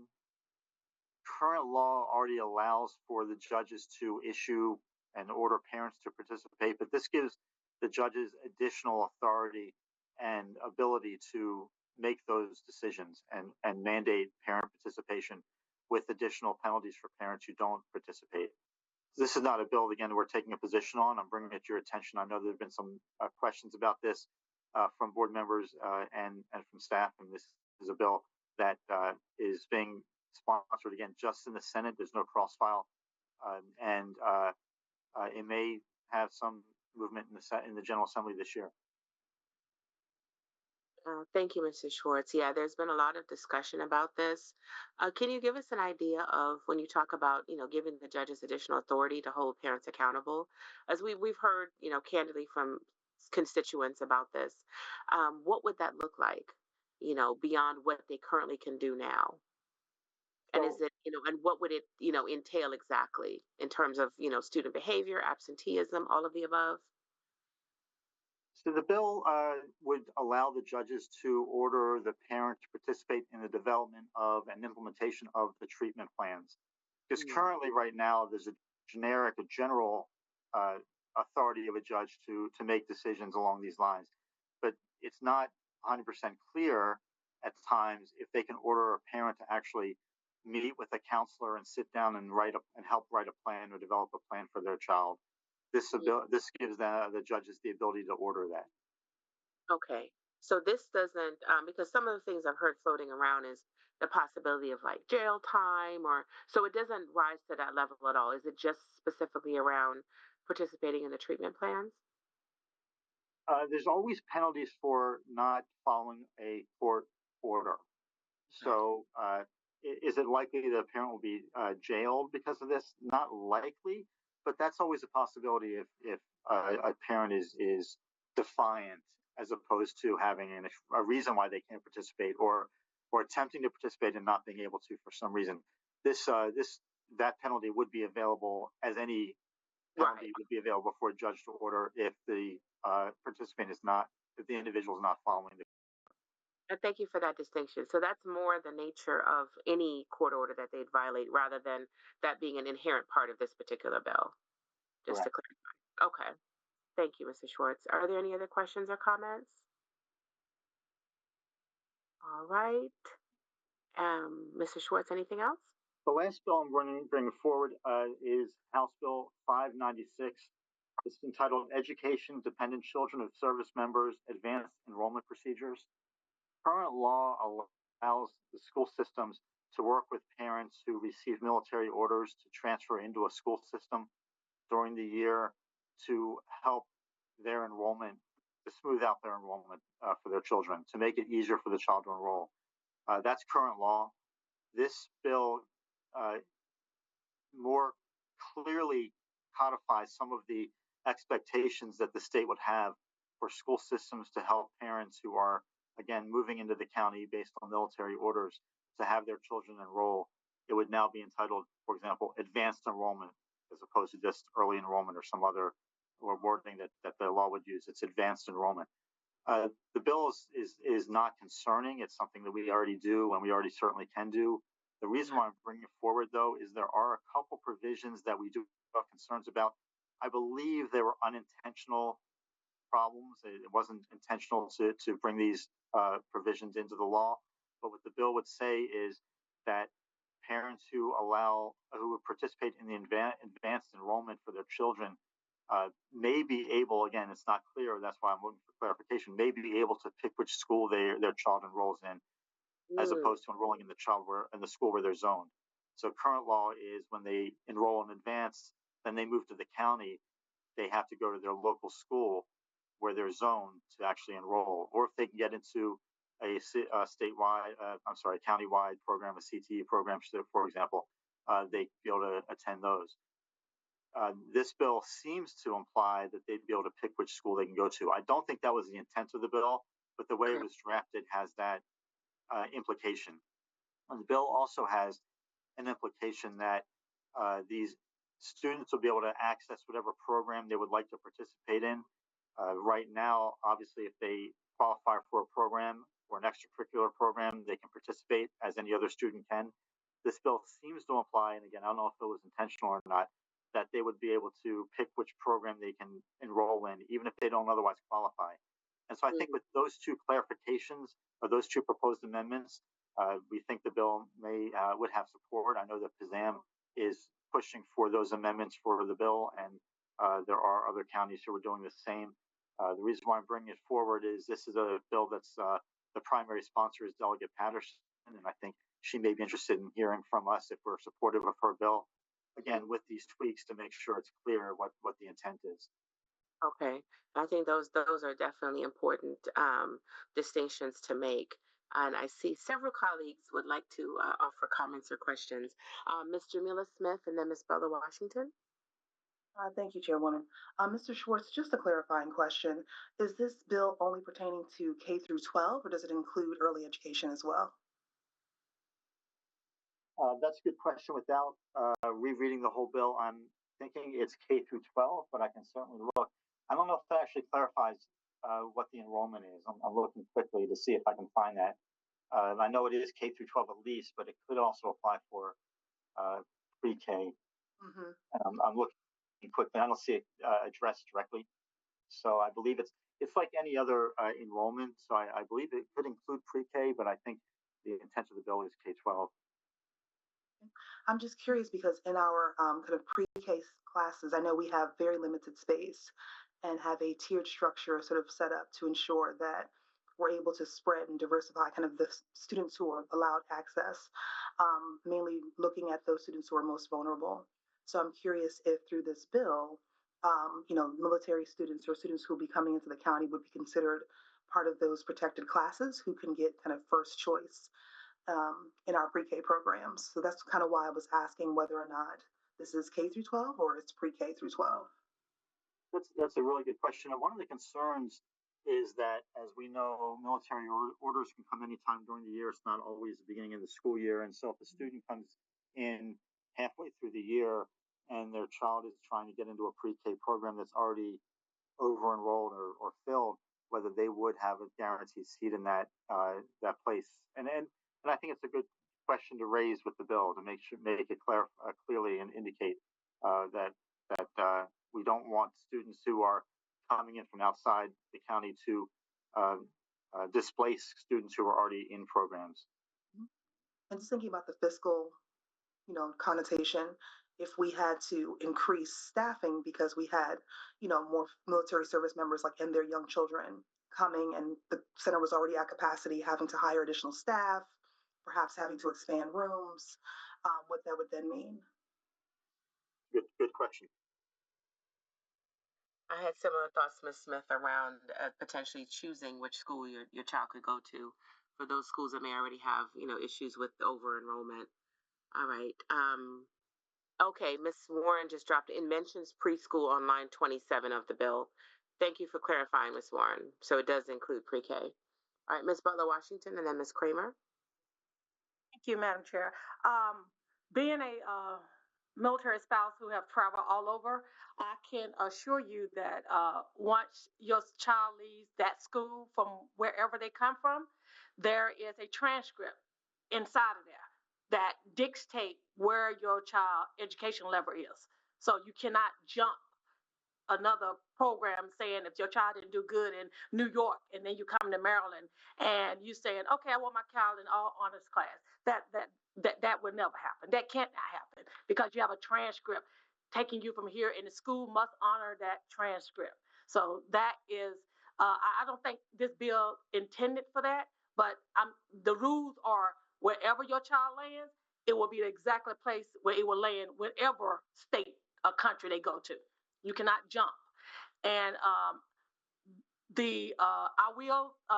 am committed to talking to Dr. Patterson about the picking up the schools. I don't think it was intended to, but I'm going to ask her, could she clarify that the student parents, they are deemed by whatever the location of their living at, where they live at, that their child will attend those schools. And pre-K, I don't think it also applies because, as you know, as military, we have choices of going on base, and our kids can be placed on base in pre-K. So we don't have, we have two solutions. We got two issues. We can go on base and be placed there, or we can go out into the community too. But I will ask again to clarify that, because I don't want anybody interpreting, and since it's not clarified, that they must do it. So I'm going to ask that question for it to be clarified of that. So that is what I take from the bill, but I will be conscious and making sure I clarify those two. Thank you. Thank you. And Ms. Butler-Washington, I appreciate that. Just to clarify, I'm not sure it was the intent of the bill either, and I don't want to imply it wasn't the intent. I don't know, but I will say that the language we're looking for wouldn't be that the student automatically goes to whatever school they're zoned for. It's actually technically wherever the superintendent actually places them. And the reason why I say that is because there are some students who live in zones that wouldn't go to the zone school if, for example, they're in a CTE program or other program in a school outside their normal zone. So just to be real technical about this, the language should actually refer to wherever this local superintendent places the student under superintendent's rules in that county or in that school system. And that's the language I think the PZAM is pushing for. As far as the programs that they're accessing, if they're not qualified, I agree with you. I don't think that was the intent. I don't think the intent was that the student would be able to pick whatever program, even if they had already taken the program elsewhere or they wouldn't qualify. I don't think that was the intent. And I encourage that that language be clarified in the bill. And I hope Delegate Patterson would agree to that. Thank you, Mrs. Schwartz. I was not going to give her a language. What I was going to do is put y'all on the email and let y'all give the language. That's not my job. That's out of my lane. Thank you. Thank you. Ms. Kramer and then Ms. Tanisha Thomas. Yes, thank you, Madam Chair.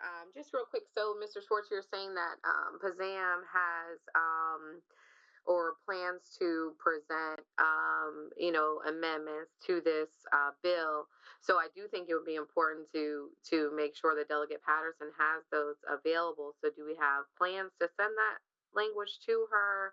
Or Dr. Navarro, I don't know if you can speak on that from a PAZAM perspective, but I mean, I think those recommended, I'm in favor of, of course, supporting military families however we can, but I think it makes sense, the amendments that you suggested that PAZAM is going to be presenting. I'm just want to make sure that, we go ahead and get those to Delegate Patterson, as soon as possible, and then what the plans are in terms of when those are going to be presented.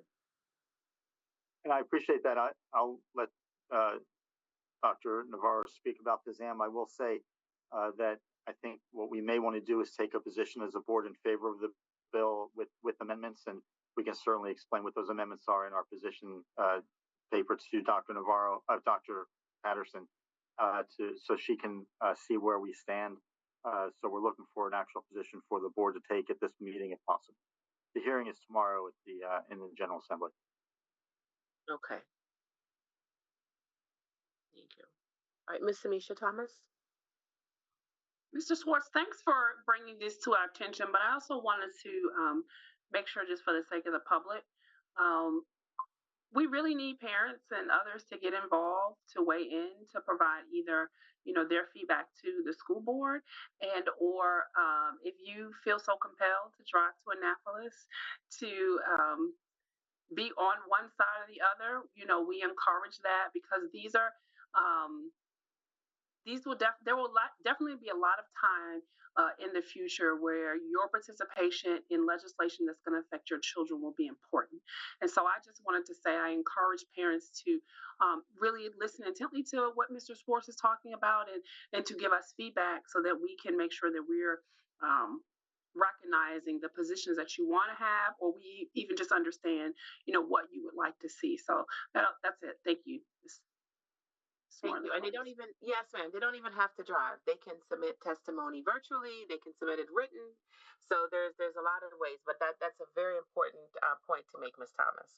Thank you. So if I heard you correctly, Mr. Schwartz, you'd like the board to weigh in on this particular bill, right? Okay, so Senate Bill 596, Dependent Children of Service Members. All right. At this time, the chair will entertain a motion. I move to accept with amendments. Okay, and to clarify, the two amendments would be around clarifying the ability of the parents to select which school the child would attend, and then also was the second one around pre-K, because right now pre-K is included. Are those the two, Ms. Butler Washington? All right, thank you. Actually, if I could just clarify that the second amendment would be what programs and activities the student could access, and the hope is that the language would say that they would only be able to access, and they should be able to access whatever programs and activities they qualify for, just as any other student. But we're not putting up barriers for them to access those programs, which I think is the intent of the bill, as opposed to allowing them to pick whatever program they want, even if they're not qualified for it.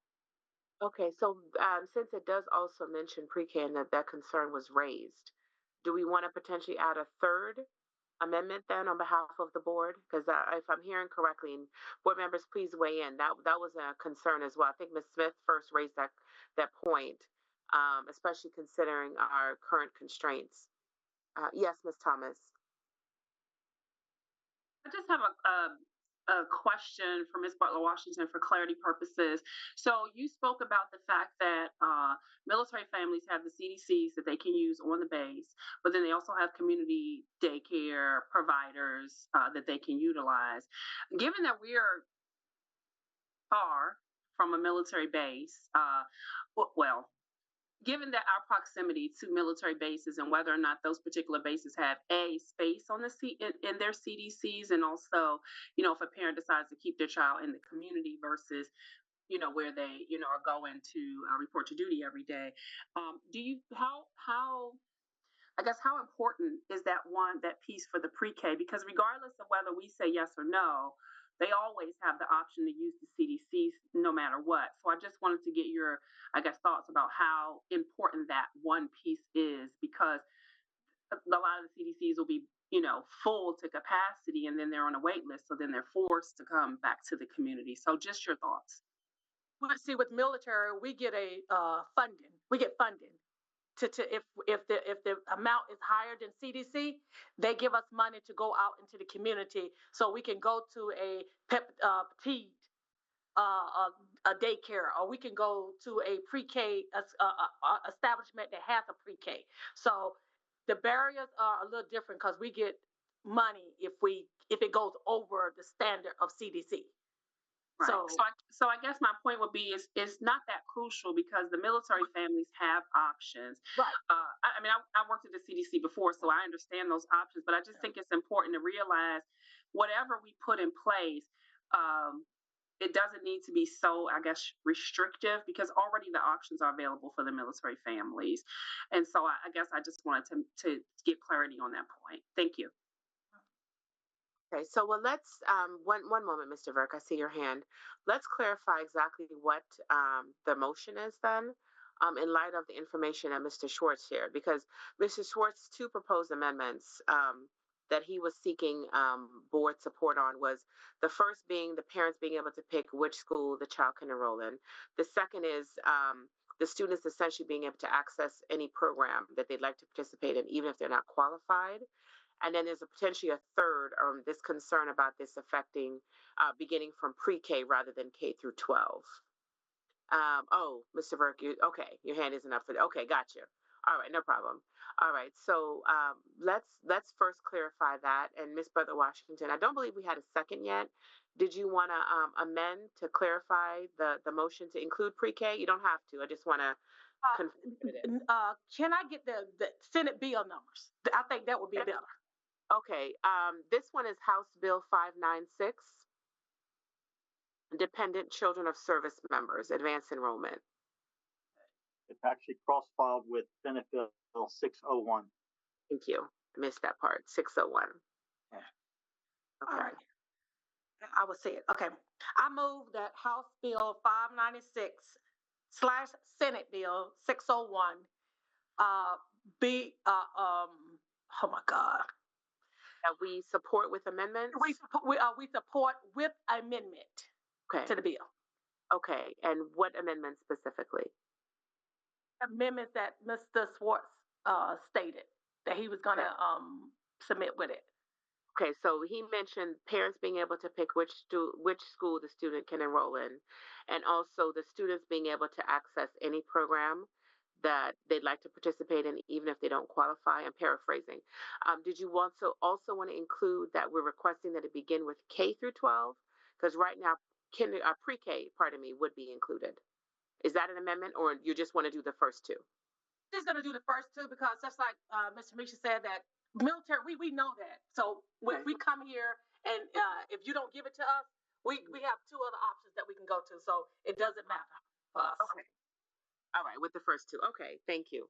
All right, so just to reiterate again, and we can move to discussion after this, that House Bill 596, Senate Bill 601, Dependent Children of Service Members, that the motion is that the board support with the two proposed amendments, that limiting the parent's ability to pick the school that their child can attend regardless of their zone, and also the student's ability to access any program to participate in, even if they don't qualify. Just want to make sure I capture that accurately. Okay, is there a second? Okay, Ms. Warren, you're raising your hand to second? A second, okay, thank you. All right, is there any discussion? Ms. Smith. Just a question about the second part of the amendment, which was to limit the student's ability to participate in any program that they may not qualify for. Would that then also carry over to pre-K? if that service member's child does not qualify because they're not a part of that first tier or second tier students that have specialized seating or have preferential, not specialized, preferential seating in the school, would that then kind of negate their ability to come in and say, I deserve a slot because of this bill?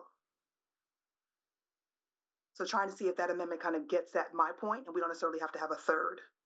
Okay.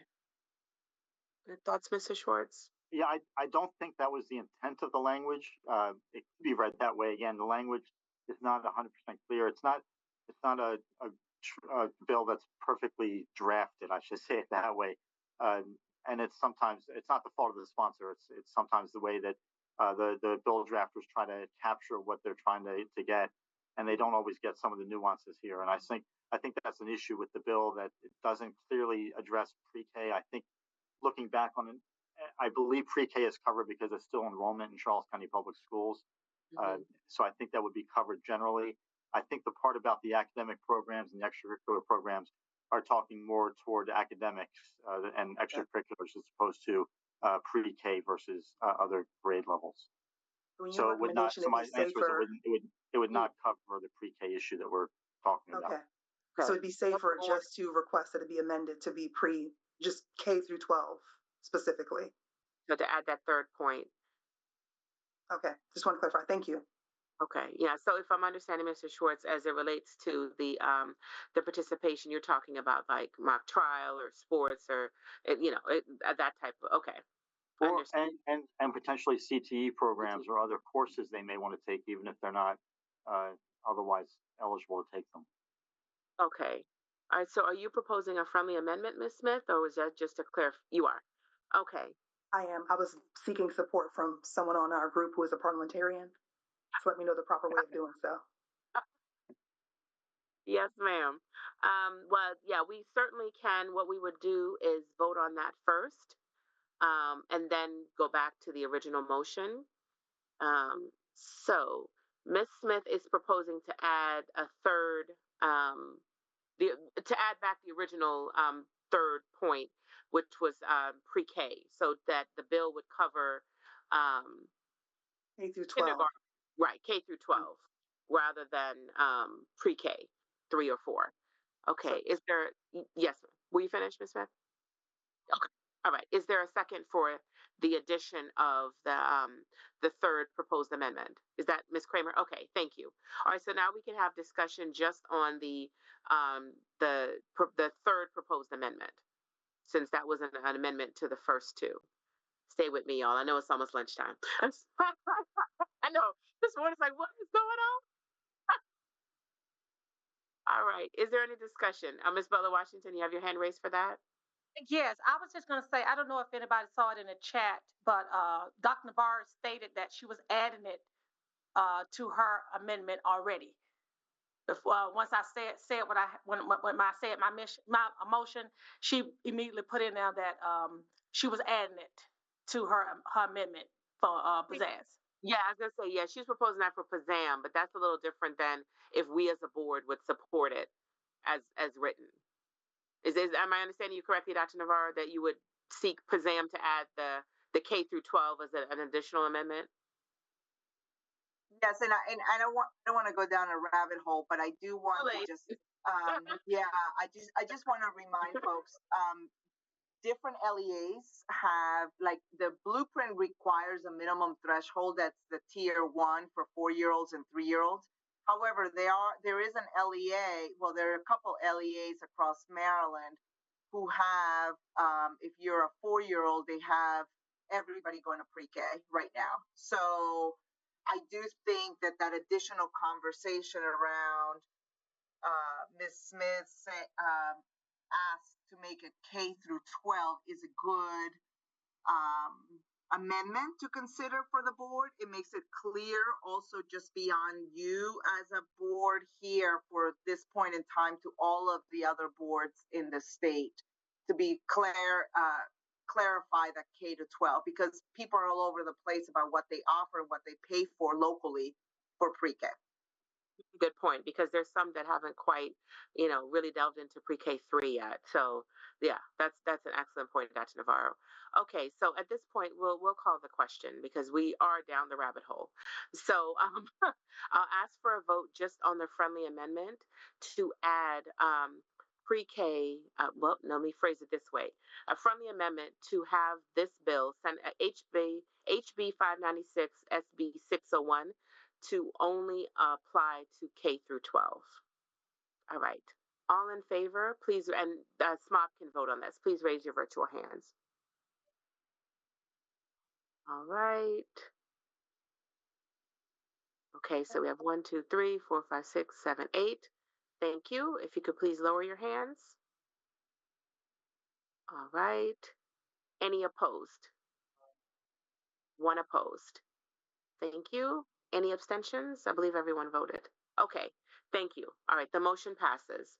So we will now go to the original motion, which is to request an amendment to the bill to, I'm trying to say it positively, but you really, it's difficult, to prevent parents from being able to select the school that their students would attend regardless of their zone, and also to prevent students from being able to access any program regardless of qualification.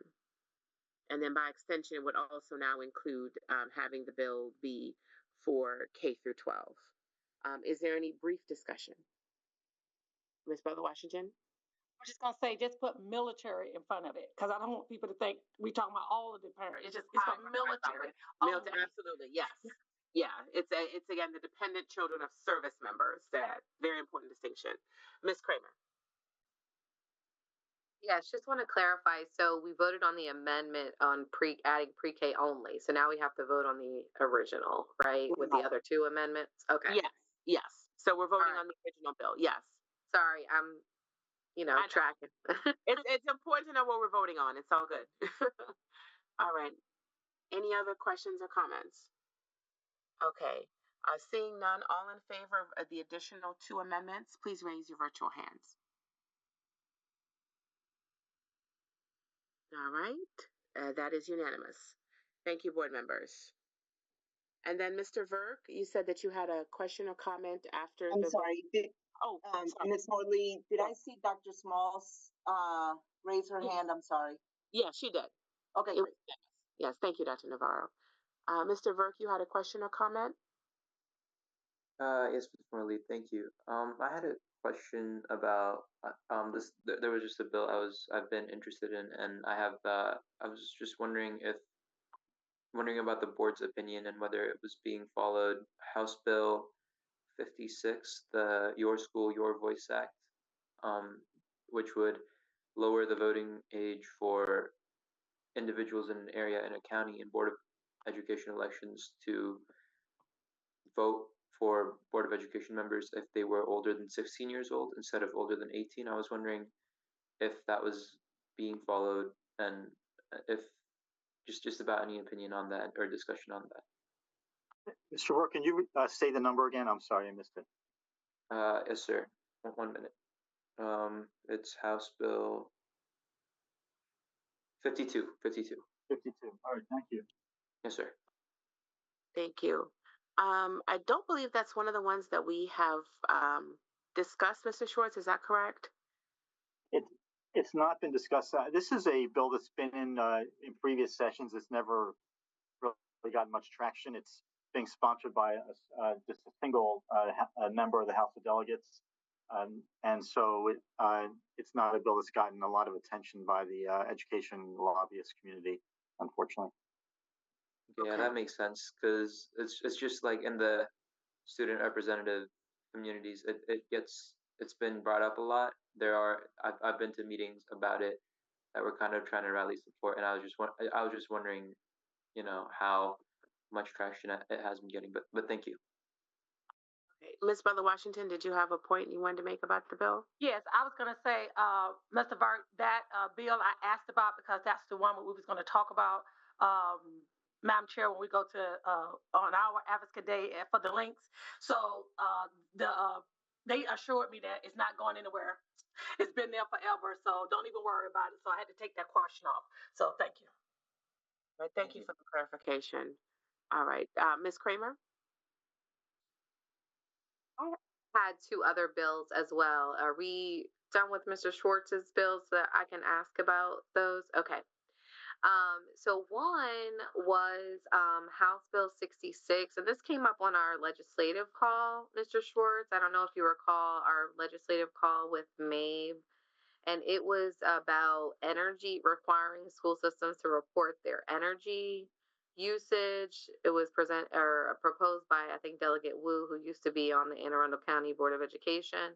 So, at first, Mabe was supporting it, and then there was a lot of discussion about, well, why are we supporting this? And so now, Mabe is going to go back to the drawing board. But I just wanted to, kind of, make sure that, our colleagues are aware of this and kind of get some discussion, or at least, sort of, I guess, for our information on the legislative committee, like where we would like to stand on that. Maybe not necessarily taking an official vote, but just wanted to kind of have some discussion on that and get your thoughts, Mr. Schwartz, as well. So the bill has pluses and minuses. The pluses are that it could be a way for school systems to save energy. If there are ways that we're things that we're not doing now that we could be doing. The problems, the negatives of the bill are it does require additional reporting from school systems, and that's, if you ask staff, another unfunded mandate of things we've got to do. And the other thing is, when we report this to the Interagency for School Construction, there's always a danger that they might mandate something we don't want to do. And even if it's what they think is a good way to save energy, it may not be for us, or it may be costly to do what they're doing, what they're suggesting. So those are the downsides of the bill. I think that's what Mabe was struggling with. It's not a perfect bill that would that could get support from all school systems, and that's something that I think we have to be a little cognizant of, and also be aware of the staff time it would take. Yeah, that was my thing, is what would they then do with the information? Because they're not going to collect it in a vacuum. It most likely is going to lead to some kind of mandate if they, for example, see, a certain level among, most LEAs, and then there's some that are higher than that. Are they going to require them to bring their usage down? That was, candidly what I was considering as well. Ms. Smith. Yes, thank you, Madam Chair. Mr. Schwartz, well, one, thank you, Madam Vice Chair, for raising this. I wasn't tracking that particular bill, so that was very helpful that you shared that. Yeah. I, too, am curious what the information might lead to. On a positive end, I'm hoping that Delegate Wu is thinking about like how he can get more money for school systems to make us more energy efficient. But of course, given that the state is currently going into some fairly tight fiscal times, there is no money that is currently available. So then it leads me to kind of where Chairperson Morley was going, which is what is the purpose of this information? What then will be done with it? And would it just be another data collection exercise that we would have to go through that would net no gains for us? Yeah. So those are my concerns. Yeah, great points, Ms. Smith. Do we want, for the time being, just to kind of keep this on our radar and maybe, for the time not take a position? I know the board has not had an opportunity to read the bill. We could certainly maybe look at it for either the work session or for the March meeting, Ms. Kramer, and see if there's any traction on it. Yeah, that's totally fine. And we don't even have to, Madam Chair. It's completely up to you and the board as a whole. I just wanted to make sure that we were aware, just in case, because as you know, when we were on the call, there was kind of some back and forth about it, and they were initially going to, I think because of mostly Delegate Wu's persistence, we're going to support it. But after further discussion, for many reasons that, Ms. Smith and Mr. Schwartz stated, they decided against, the committee decided against supporting it at this time, and are going to take it back to the facilities folks. But I just wanted to make sure that this board was aware of it. So happy however you want to proceed, Madam Chair. Well, thank you. I would propose then that we maybe circle back at either the work session in February or the March meeting to see if it, it has gained some steam and what it looks like. And so has it been cross-filed, do you know, Ms. Kramer? Is it still currently just a Senate bill? Sorry, House bill? You know, I don't. Senate Bill 818. Oh, 18, okay. 818. Yeah. 818, okay. Okay. Yeah, if there are no objections, I would propose that we watch it and see if it is something that we may need to take a position on. I just want to give board members an opportunity to read it first. And you had another one, Ms. Kramer? Yes, Madam Chair. I did want to bring up the House Bill I think it was 134, if I can read my own handwriting. And this was about the transportation. It was about seatbelts on school buses. Yes. We had a great discussion. Yes. Yeah, it was a lot of discussion in the MABE Legislative Committee about this as well. But ultimately it came down to it was strongly opposed because it is ultimately an unfunded mandate. Not that the committee was very clear on, not that anyone's against safety measures or seatbelts, for students, but there was a lot of talk about, it would reduce the capacity for school buses, which would have fiscal implications. And given the shortages of drivers right now, bus drivers amongst school system staff in general, right? That it just wouldn't be something that, the committee wanted to support. And again, ultimately, because it was an unfunded mandate, if there were some type of provision or funding tied to it, I think the committee felt like they could support it in general, but without the funding to support it. And for those reasons about, being potentially impacting, the amount of students that would be able to be on a bus, because they were talking about from the 3-seater for buses that have added seatbelts, it goes down to 2-seater seat. So that significantly reduces the capacity for buses. Anyhow, I just bringing it up for informational purposes, not saying we need to take a position. MABE, the legislative committee did vote. And as you all know, Madam Chair is the delegate. Is that what you refer to? The delegate for the committee. I'm just the alternate. So I was, there just listening, but I just, for informational purposes, wanted to make sure that we were aware. And I don't know about I can't remember if Mary Pat said anything on the call, Dr. Navarro, about if PAZAM is taking a position on this, but they did say, though someone said on the meeting yesterday, and I can't remember who, because there's a lot of people on that meeting, that it was heard recently and received very favorable comments. And so they were kind of concerned, like not sure where it was going to go, that it has been brought up before and it was amended. And so they, thought that it could be a good chance that maybe it might pass. So just wanted to bring that up because that would impact us obviously fiscally as it would every other LEA in the state.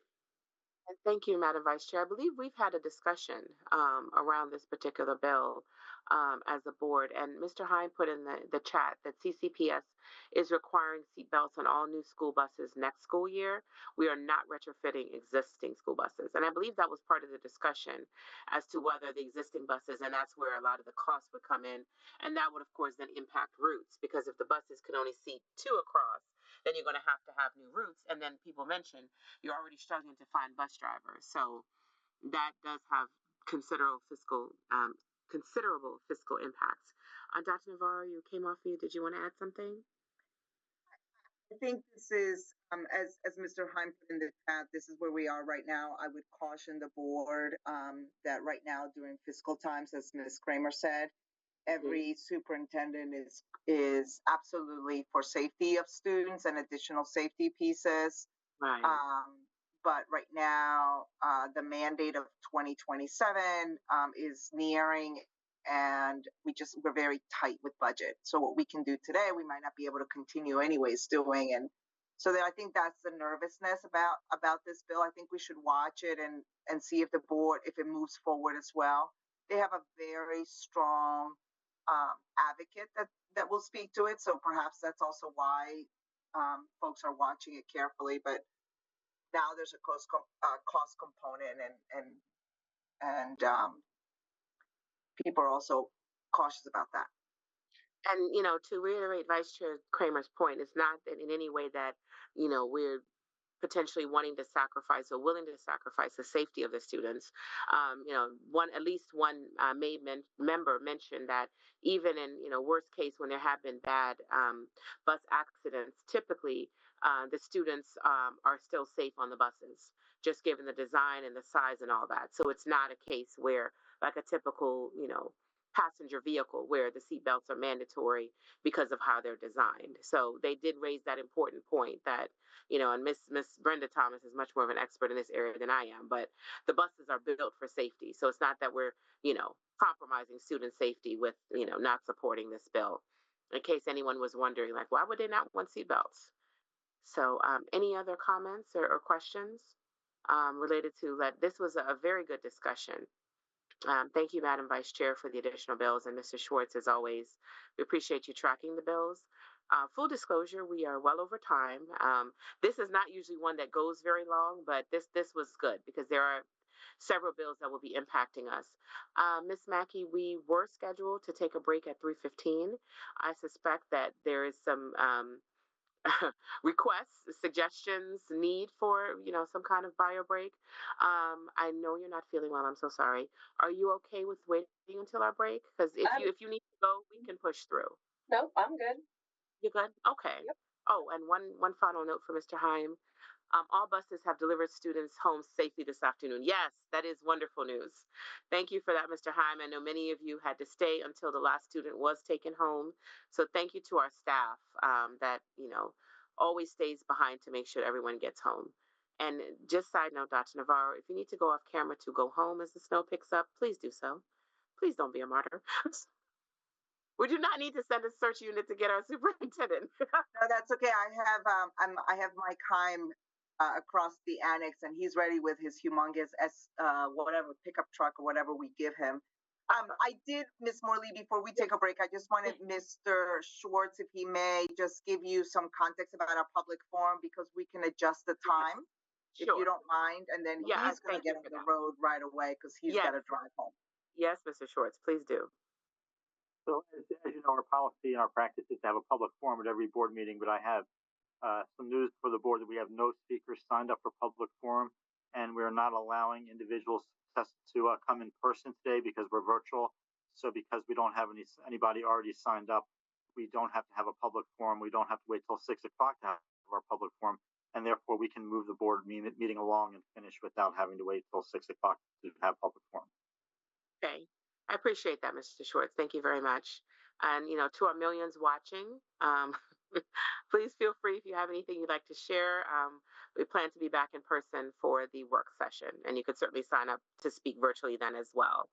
All right. So if the board is in agreement, it is now 3:13. We were scheduled to be on break until 3:45, and we can come back at 3 because, again, because we're not in person, we're not going to have the recognitions. We were just going to read resolutions. So we can come back at 3:45 with Ms. Mackey at the calendar update, and from there then go into reading the resolutions. All right. So 3:45, 30 minutes for lunch. All right. If you could please take us off the air, and I'll see you all at 3:45. Thank you, everyone. All right. Welcome back, everyone. Thank you again for joining us. We will now resume with Ms. Shelley Mackey, who is our Director of Communications and Media Relations, the calendar discussion for school year 26-27. Sorry, Ms. Mackey. Right. Thank you. So today I'm here to talk to you all about one of my favorite topics, which is the school calendar. I have been involved in the school calendar formation process for at least 15 years now here in Charles County. So I have seen different calendar models, different decisions, different priorities of boards. So I wanted to first share my presentation with you all this evening that talks about some of the work behind going into building those calendar models and talk a little bit about the calendar committee. I'm hoping that everybody can see my presentation. You good? I see it on my end. Okay, perfect. Yes, and it's big. Thank you. Okay, good. So as you all may be aware, the Board of Education of Charles County typically approves the Charles County Public Schools calendar 2 years in advance. Prior to the COVID-19 pandemic, we were in this cycle where the board was approving calendars 2 years in advance. When we returned from COVID, there were some differences with calendar models. So the board was looking at, a calendar 1 year in advance, and now we're trying to shift back on that 2-year model. As you all are aware, the school year calendar for 2025-2026 was already approved by this board, and it's published on our website. It's under the About section. We have a nice 12-month view, as well as our at a glance, where we just bullet, the specific highlights for each month. So in order for the calendar committee to get together to start looking at draft models for the 26-27 calendar, it's really important for staff, myself leading the committee, to get input from the board about what your calendar priorities for. I'm in the process, as I teased a little bit during the town hall last week, of looking for calendar committee members, and I'll get into that a little bit further in my presentation. But I do want to remind the board of some parameters to consider when looking at the calendar, and I think these parameters are important for the public to understand as well. That first is the law that requires students be in school 180 days per year, right? There are state regulations, as Dr. Navarro had alluded to earlier today in her comments, about the waiver process to the length of the school year. Each local board of education can set the start and end dates of the school year. Other additional parameters to consider include the certificated staff negotiated agreement that outlines 190 contracted workdays for teachers. That includes 10 early dismissal teacher planning days and early dismissal days for report card preparation. Some of the feedback that I have seen in my time in planning calendars, especially on those surveys that we like to do, is there's too many early dismissal days, but there is a reason why we have those early dismissal days for our certificated staff, so that's important to note. Additionally, our support staff agreement through AFSCME has, in addition to the EACC contract, includes 15 holidays for staff. So those are built into the school calendar annually. So here on the screen is a list of the state public holidays that we typically observe in our school calendar. It includes Thanksgiving Day, the day after, Christmas Eve, and from then through January 1st. For students, and I highlight certain staff members, typically that's the teachers and those who work in the schools. Dr. Martin Luther King Jr. Day, President's Day, the Friday before Easter, the Monday after Easter, and Memorial Day. We also take a look at primary and general election day and where they fall in the calendar year. I talked a little bit about this last year when we were developing the 25-26 school year calendar. So this Senate bill is from 2023. It was passed by the General Assembly in 2023, but it really outlined the use of virtual instruction days as it related to inclement weather. If you're seeing some of our partnering counties and their messages the last couple of days, we've seen lots of districts who have modified their schedule with a 2-hour early release, but maybe some of our counties that are north of Charles County were utilizing virtual education. So Senate Bill 610 outlined that a school superintendent can build virtual instruction days. The school board has to, of course, discuss that first in an open meeting and take a vote on it.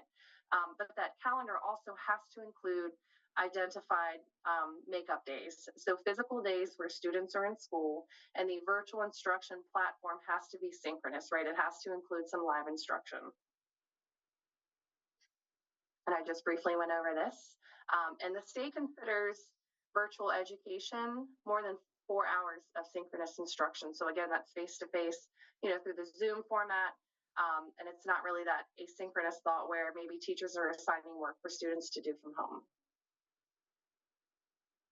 So the calendar committee, this is a committee that the school system puts together annually when it's looking at reviewing its calendar, building a calendar model.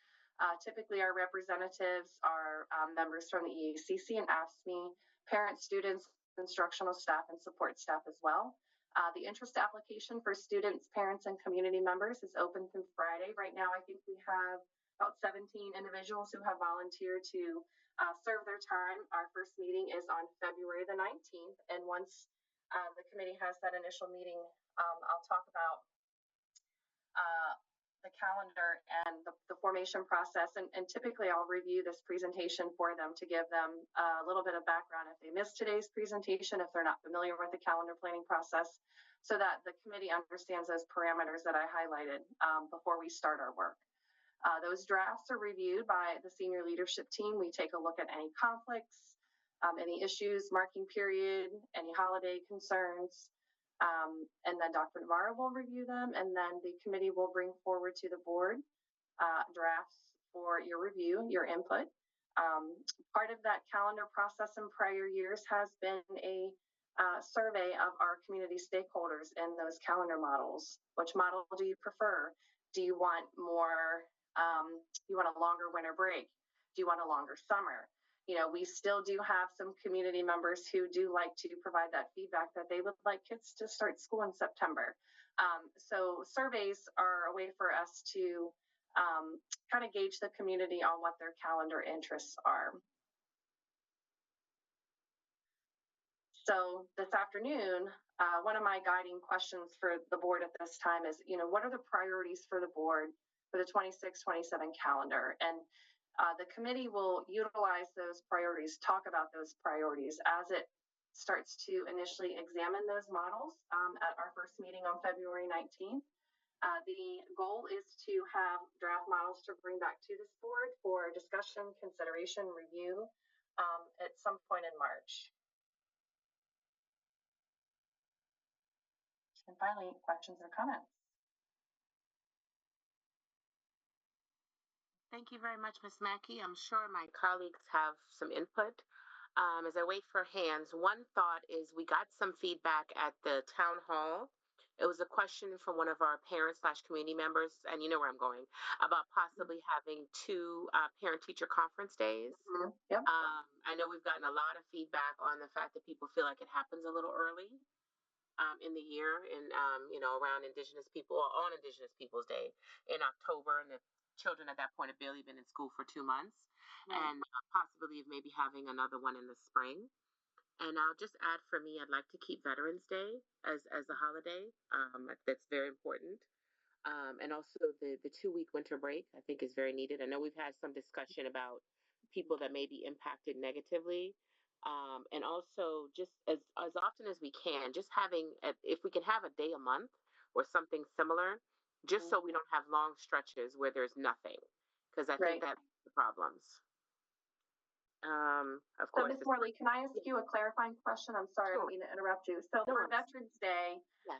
I believe in the school year calendar for next year, we have it as a system holiday, so we're completely closed. Is that where your interest is? That would be my preference. Yes, ma'am.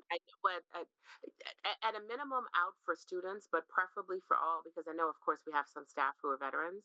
I know we have to also consider next year as an election year, to your point about the January and the primary. General and primary. All right, Ms. Butler-Washington and Ms. Kramer. Thank you. You just stole all my thunder. But I'm going to ask one. Take advantage. Sorry. I'll say. But I'm going to ask, because I don't, when you said winter break, I just want to make sure I'm clarified. Because I know some of the teachers asked us last year, and it looks like it could be perfect for this year because Christmas on Friday.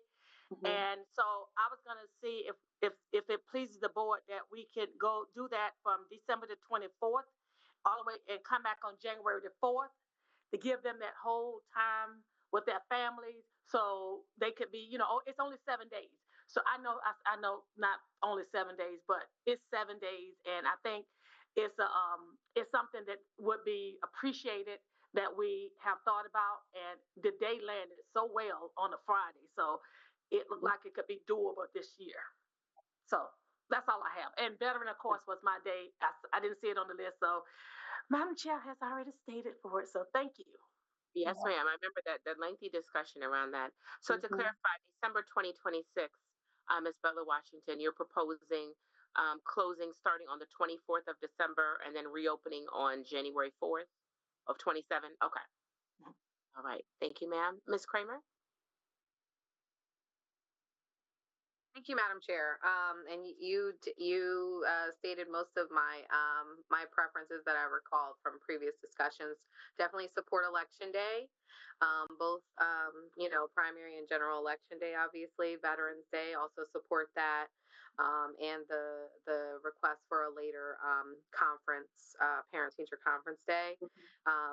Certainly want to echo the 2-week winter break as a parent. I think they really need it. I think we need the break from the routine. So definitely support that. And then I think, we heard loud and clear before that most staff in particular, but staff and the community are largely in favor of the traditional start. So we learned our lesson from trying that early start, and that did not go over well. So I don't really think there's a need, unless some of my colleagues disagree, with even looking at something earlier than when we traditionally start. So those were all the notes that I had. Thank you. To piggyback on that, Vice Chair Kramer, about the traditional start, Ms. Mackey did mention that there are some parents that continue to ask for a September start after Labor Day, which of course will push us later into June. So any feedback from colleagues about that? My preference is after Labor Day. I know it might be an unpopular opinion, because to me, that's the unofficial, end of summer. So Ms. Thomas and Vice Chair Kramer? Hi, yes. I really liked the after Labor Day start. I mean, my own bias, when we were kids, I don't think we started before Labor Day. I think it was it was always after Labor Day. And so I do think the official start of summer. In addition to that, for those parents that are balancing college students and middle school students and elementary school students, when we start before, I think that also causes some challenges with parents who are still trying to juggle, maybe multiple children at different age levels, like trying to send a kid away to college, and you still have kids that are, having to go to school. So I think that also may be a challenge too. But again, I understand also there's not a desire to be going to school later in the year either. But I just remember we started after Labor Day, and I think right after Memorial Day we were done. So I know it's many days, you have to meet the requirements, but my only one preference that I would also say is that I'd like to see us have a spring break. If we can get a decent spring break, I mean, like 2 days of a spring break is not really a spring break. And I know lots of parents have asked for that. I know parents have made a decision, like, they'll keep their children out if they have something planned. But if we could find a way to also have a traditional spring break, because if you think about it, we go September, October, we have some holidays, in there. Then we have November, December, we have some good breaks. And I don't want us to go have a drought. Like January, it's really nothing unless we get snow days. February, so you have 1 February, I think that spring break is helpful for kids. So just my opinion. Thank you.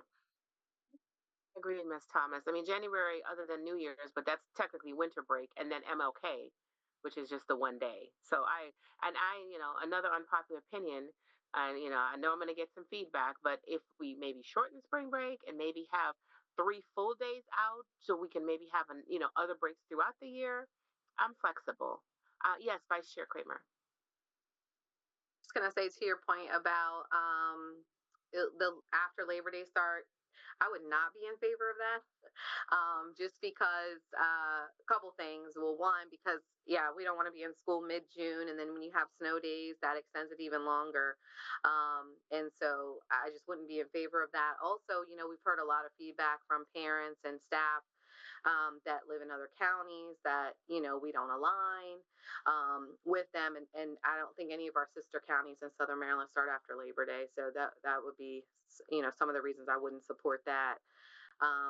I think the last week in August is good, and everybody's kind of used to it now. So I feel like, it works well. So, and then the other thing about the spring break, we do have over a full week this year. So I definitely think it's possible, to Ms. Thomas's point, that we can keep that going.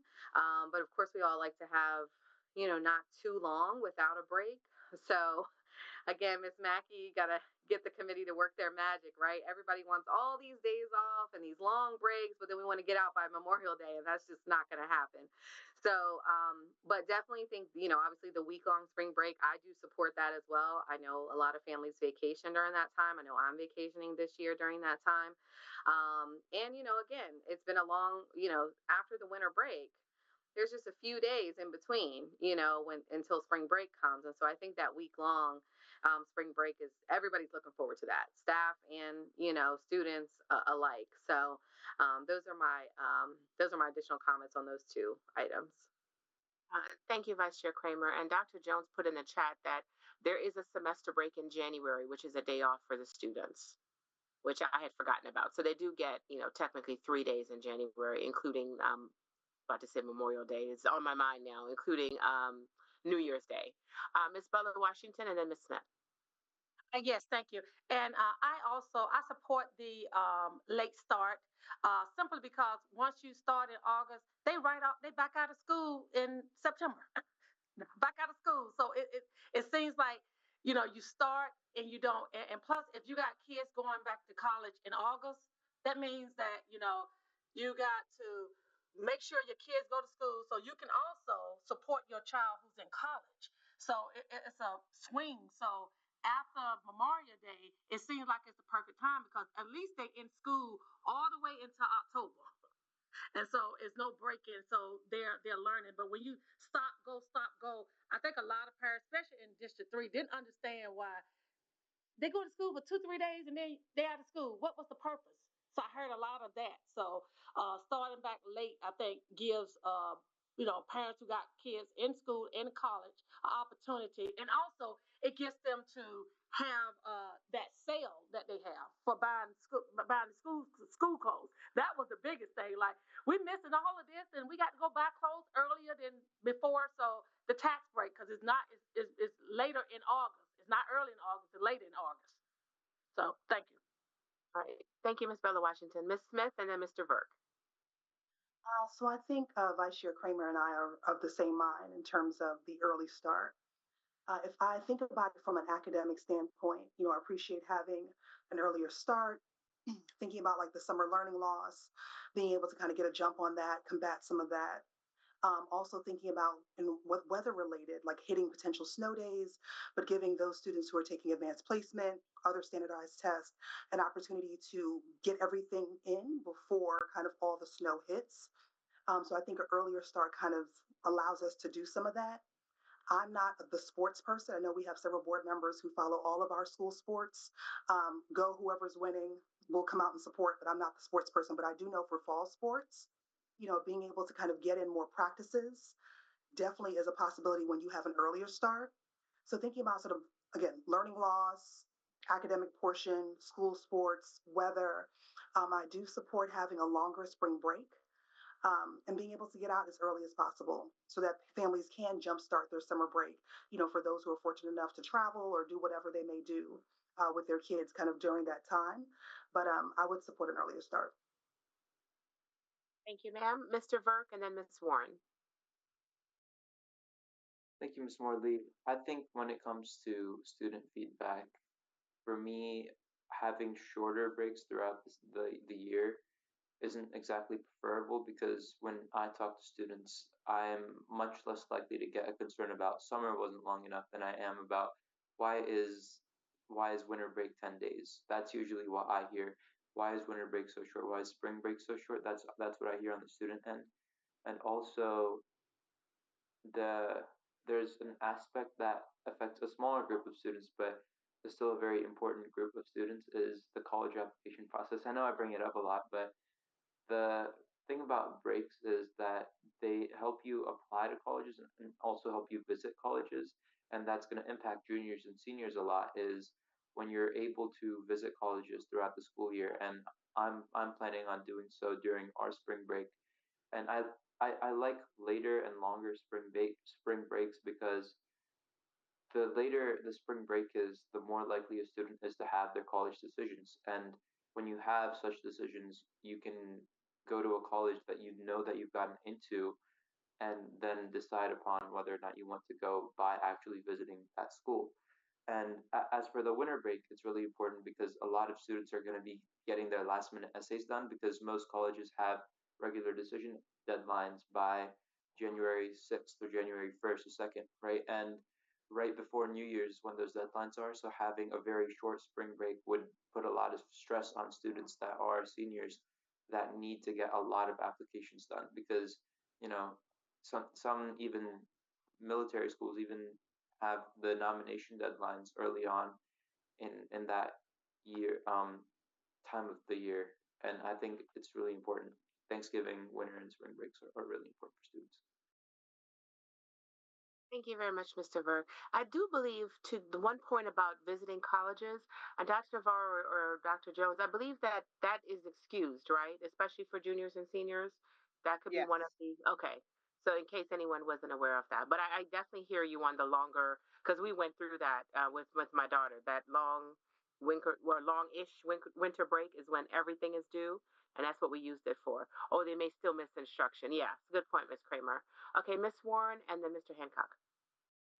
I'm going off of topic a little bit, but I do support the longer spring breaks and the longer Christmas or holiday breaks, 2 weeks. I support all of that. School start date, I'm open to either after Labor Day or before Labor Day, either or.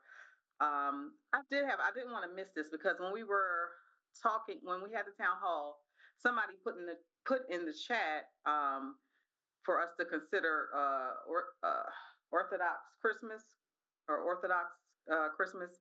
So I was just wanting to know, Ms. Mackey, at some point, I know a couple other people have questions. Can you go over, because I know you all presented before about how we plan around religious holidays. You did a presentation on it before, but I just for the public and just a reminder of how we go about observing, Ramadan and different religious holidays for people, for the public. Thank you. So I don't want to misspeak, but I believe that in regards to closing down for certain religious holidays, we have to be able to take a look at attendance data and see if there was a high enough percentage of students or staff to be out that day. I see Dr. Navarro shaking her head. And typically this is kind of where I pull Mr. Schwartz in, because I don't believe that we can build those days into the calendar if the attendance doesn't support it, if the lack of attendance doesn't support it. Okay, yes, that sounds about familiar. I remember that. Okay, I just wanted to just make that point because someone shared that, requested that. Thank you. Did you want to weigh in, Dr. Navarro? I saw you came off mute. Yeah, I just wanted to say that we do follow certain federal holidays, and some of them tend to coincide with Christian holidays when the federal government is closed. We don't close for religious reasons. We close because of operational reasons, and so because federal holidays pose a operational problem for us, that's why we close. So in other districts, when the board has wanted to look at some other times to close, they would have to look at if they're going to use that as a professional learning day, or if they have an operational issue that prevents them from being able to carry out the day-to-day duties of the school system. And that's how they would make those decisions to plug them in, depending on whatever religious holiday they're interested in. But technically, you want to kind of close for operational reasons, including also professional development days, or just being able to run effectively the school system. Thank you. I had one real quick question for Mr. Burke. I was curious to know, because you spoke a lot about with the seniors, the senior schedule. Have you talked to any other like undergraduate or under the juniors, sophomores, and to get their opinions too? I know the senior year is important. It's everything. I definitely respect that, but I'm just curious with other grade levels. I have to say, thank you, Dr. Yeah, thank you for the question. I think that point still stands. When I talked about people talking about why is this break so short, that wasn't restricted to seniors.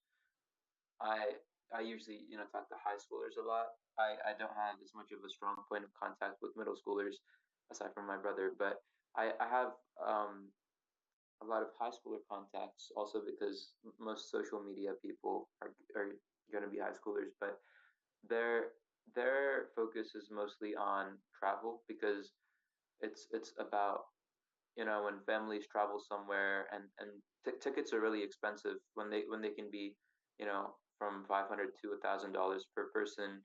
They don't want to travel for a little bit and then come back and only be there for a week, right? And at that point you have to miss, you either have to miss school or you have to spend a lot of money on a vacation that you won't be on for a long time. And I think that's the thing I hear is, you know, when you step into a building the day after a break, regardless of how long it is, you're gonna hear, "Man, that didn't even feel like a break." You know, just being a student, that's always what I hear, and that's kind of where I was going with the first part. I think that can be separated from the college aspect.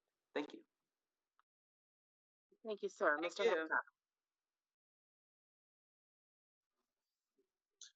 Thank you. And I just real quick just wanted to give my 2 cents, I guess. The biggest thing I always hear throughout the community when it comes to the calendar is if there's a way we can be more uniform with our surrounding counties. A lot of that has to do with a couple of different things. I know there are a few teachers that actually work in our county but live in surrounding counties. And also, there's a lot of sports and extracurricular activities that actually are community-wide, not just necessarily county-wide. And a lot of those schedules are done in advance to try to make sure that my son plays on a baseball team where there's 4 different counties playing on a team, and when they do their tournaments, it's easier for them if everyone's kind of at least within a day or two of the start and stop date of school. And it's kind of funny, I hear a lot of people was saying that you support going to school after Labor Day. On a previous board, I fought for post Labor Day start like crazy, and I could never get any support for it. And I would still be open to that, but anymore, I think people really, by the time you get to Memorial Day, I think everyone's just ready to be done. And I know one of the discussions we had years ago when we were talking about starting after Labor Day was, I think, you know, the seniors have such a hard stop for graduation, and they're done in May, and the more we push that start date back, the harder it is for them to get their days in. I'm pretty much in agreement with everything that's been said. So thank you. Thank you very much, Mr. Hancock. I mean, and poor Miss Mackey, we literally want it all, right? We want to be in school for 16 days with every possible break. We want the world. Well, you have support here, Mr. Hancock, for the post Labor Day start. Another unpopular opinion, since I'm on a roll, I'm okay with extending the school year a little bit. I am. You know what I mean? And because to I think it was Miss Smith's point about the learning loss. And please don't come for me, EACC or any others. This is my opinion alone. I personally, and this is just, you know, my own little informal survey, I think that when students have more regular breaks, I think that helps a lot with the fatigue and candidly for the teachers as well. And going long periods without a break is just not good for your mental health. So that's me. Always going to be supporting the 2 full week winter break. So I think we definitely need that for all grades.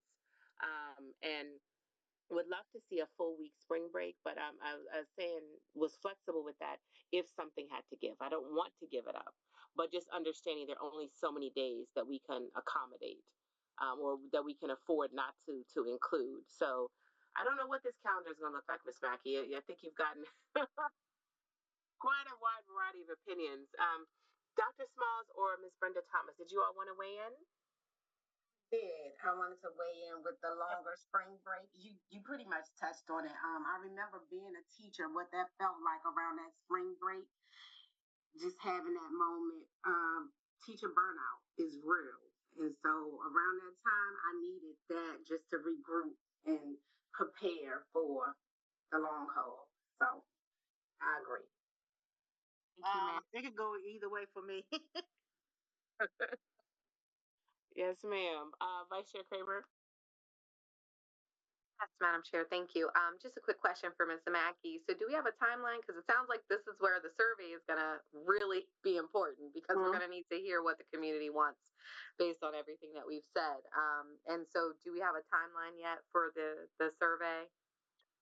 No, we don't. Typically, I want to have the first meeting with the committee and get their feedback based on all of this information that I'll present to them at our first meeting and let them help me come up with questions because I don't want them to be questions that I think make sense, right? It's a collaborative effort. So if we're looking to bring some models back to the board in March, we could probably launch it by I don't want to be overreaching here, but maybe by the end of February, first part of March. That would be great. Thank you. And one other question, Ms. Mackey. I know that members of the EACC also serve on the calendar committee. What type of feedback do you get from the teachers in terms of preferred start dates and breaks? I know you've touched on it, but if you could just please remind us in general what their requests are. Typically, in my experience from the last few years of helping to lead this committee, they're in support of longer breaks. And I'll give you a perfect example. Last week, I saw our EACC president, and I said, hey, did you get my email? I really would like for you to be on the calendar committee again this year and you to pull some EACC members to be a part of it because, you know, we have a task ahead of us. And he said, you're right. And we started talking about days off. And he said to me, you know, the parent handbook calendar, the way that we design it is our days off for students are designated with a color, right? That typically corresponds with the cover design. So Mr. Howell said to me very nicely last week, you know, there's not enough blue from January to March. So, you know, that's some of the feedback that I heard, right? Also, trying to really align up that semester break in January, obviously, because it's required for the teachers, but also putting it on like, you know, a Monday or a Friday so that you could give a family and a student, you know, a 3-day weekend like we had it last month. I do know the one calendar year when we looked at bringing teachers back in mid-August. I don't know that that was very well received. And, you know, ultimately we ended up having to pivot and have, you know, the calendar come back to the board and have, you know, you all take action on it again. And we had switched it back to what I refer to as the traditional start date, which is the week before or that final week in August, right? So I feel like we're going to get a lot of folks who kind of like our calendar model now as is, but with, you know, they like the week spring break, they like the 2-week winter break. I feel like in the last 2 years, some of the survey data from parents and from staff, including teachers, was maybe looking at how to extend like a fall break, maybe around Thanksgiving, right? We're closed that Wednesday, Thursday, Friday. I know some of our southern states do that whole week and they call it a fall break. But, you know, the issue with all of this is that, you know, you have to build in the 180 days and not go until June 30, right? That's absolutely the trick. And I know we got a lot of feedback when we started, was it this year when we started back on Friday because it was January 2nd? And we got a lot of pushback on that. People felt like that was, you know, candidly very silly. And why are we starting back on a Friday? Nobody's going to come. There's going to be a lot of absenteeism. So it's impossible to please everyone. I fully understand and appreciate that. No, this is not an easy task. Appreciate the feedback, though, because that is, you know, how we can kind of gauge what people would like to see versus not. Any other comments or questions? All right. Thank you all very much. Thank you. Yes, appreciate it. Now, Thank you, Ms. Mackey. Yes, ma'am. And not doing recognitions, we will go with the resolutions. And Vice Chair Kramer, if you could please just share the resolution and who will be reading it. Yes, ma'am. Give me one moment. It was a Thursday, Dr. Jones. Thank you. It wasn't a Friday. It was a Thursday, January 2nd. It was still unpopular. Yes, it was. Yes, The yes. Friday, the Thursday. We definitely heard about that. Yes, we did. Okay. Are we ready, Madam Chair? Yes, ma'am. All right. So the first resolution is for fine and performing arts. And that's going to be read by Mr. Sandberg. Okay. May I begin now? Yes, you're good to go. Okay. The Board of Education of Charles County presents the Fine and Performing Arts Month resolution. Whereas the fine and performing arts are essential to the education of all children and a comprehensive education in music, theater, visual arts, digital media, and dance provides a powerful way of engaging children in learning and improving student achievement. And whereas the fine and performing arts are recognized as being necessary for the full development of all children, and whereas Charles County Public Schools has made it a priority to expand the fine and performing arts program, and whereas a number of music, theater, visual arts, digital media, and dance activities are regularly scheduled for the month of March. Now, therefore, be it resolved that the Board of Education of Charles County and the Superintendent of Schools designate that March 2025 be observed as Fine and Performing Arts Month and give their full support to quality school music, theater, and visual arts programs for all children and our future, and be it further resolved that a copy of this resolution be inserted in the minutes of the Board of Education of Charles County. By order of the Board of Education of Charles County, this 11th day of February, 2025, signed by Dr. Maria Navarro and Chairperson Yonel Moore-Lee. Thank you, Mr. Verk. And just to reiterate what Dr. Navarro, I think, shared earlier, that we will have people accept in person, I believe tentatively at the February work session, as we typically do. Is that the plan?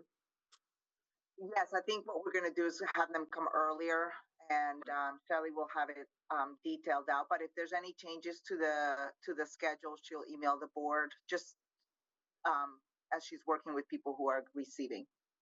Okay, thank you. And same for the recognitions. We typically do the student and staff recognitions. We'll reschedule those as well. All right, Ms. Kramer, Vice Chair Kramer, pardon me. Ma'am. Thank you, Madam Chair. The next resolution is Read Across Charles County Day, and that is going to be read by Ms. Butler-Washington. Thank you, Vice Chair. The Board of Education of Charles County, Read Across Charles County.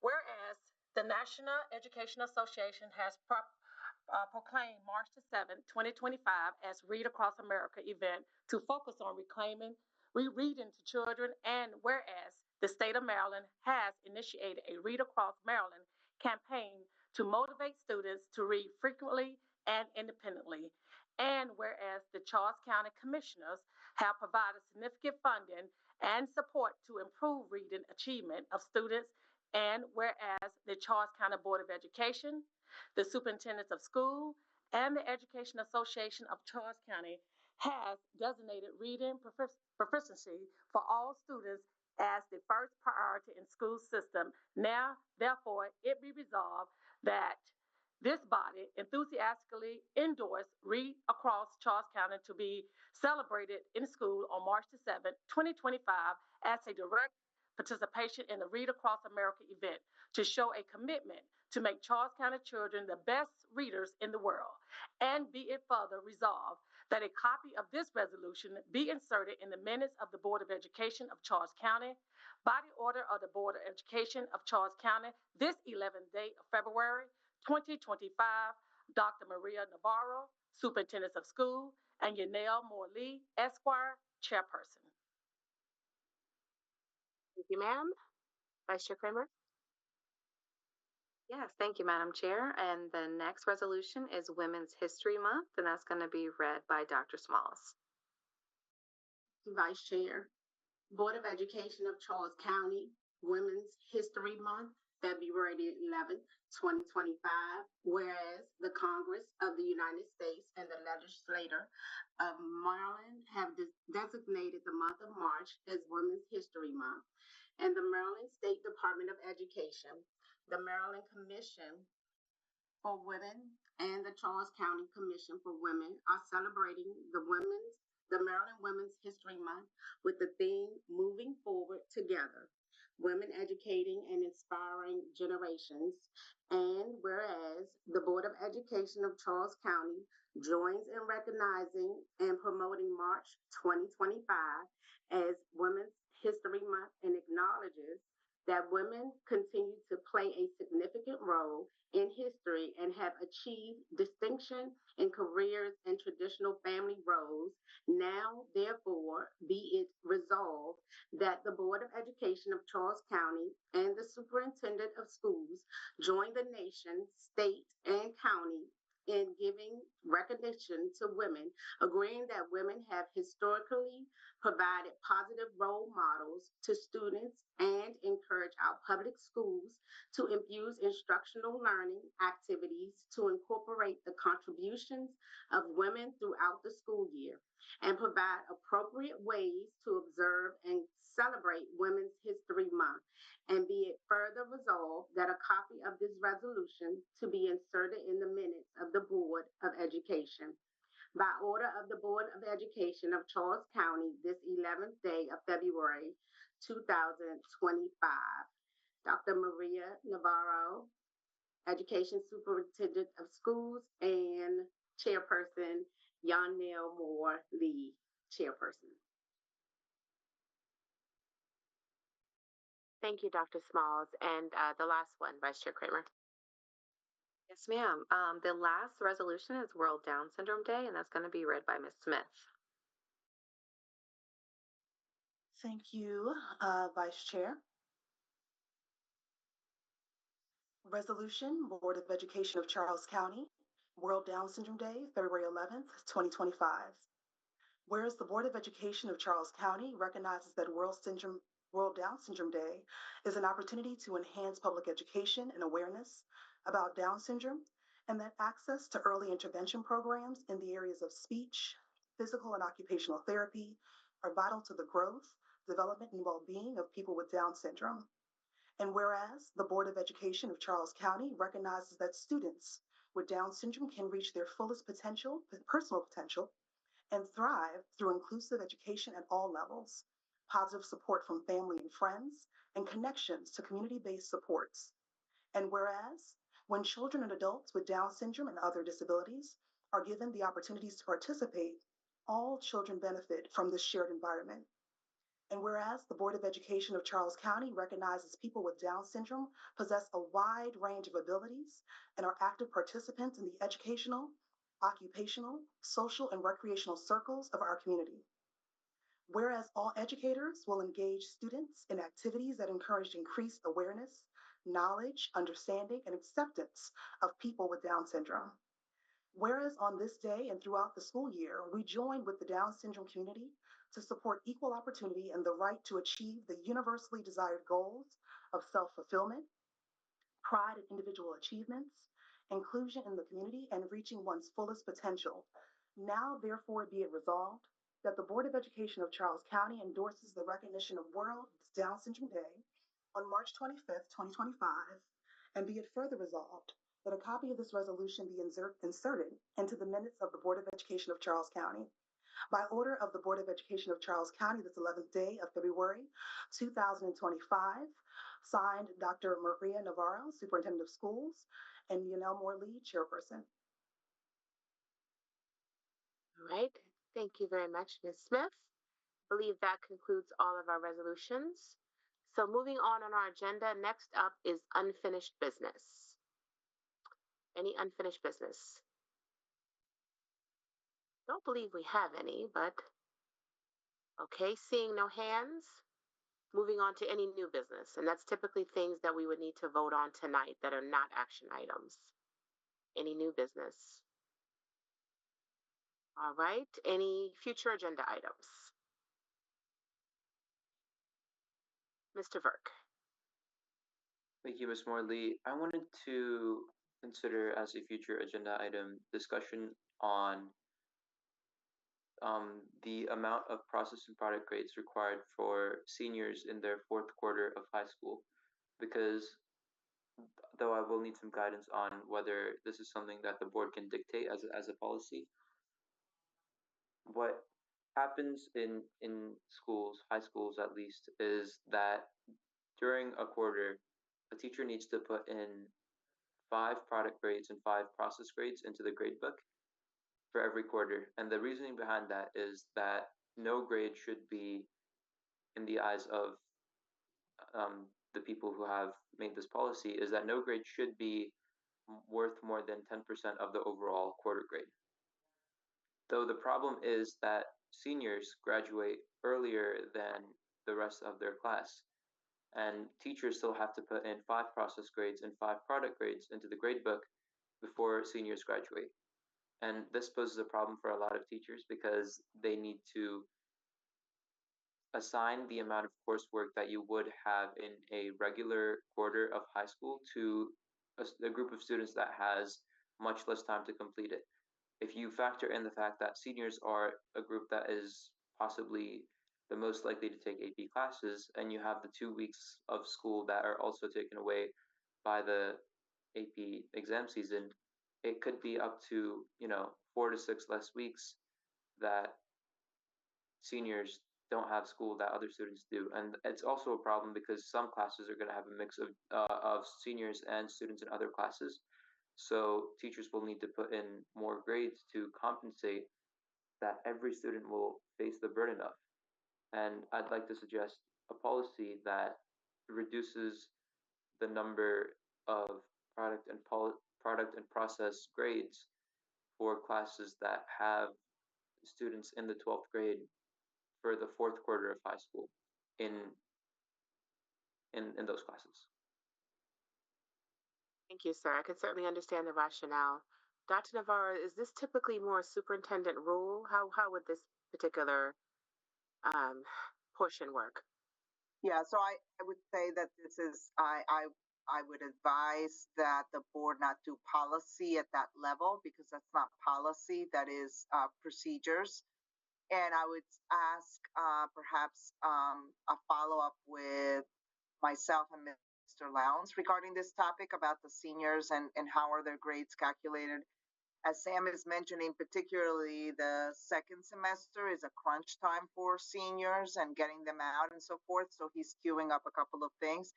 I will say that one of the reasons we've been doing work on bringing down some of the advanced placement classes is that we don't want to continue that tradition that unfortunately negatively impacts Sam and his peers, in that most kids are taking these advanced placements and like sausaging them in between junior and senior year.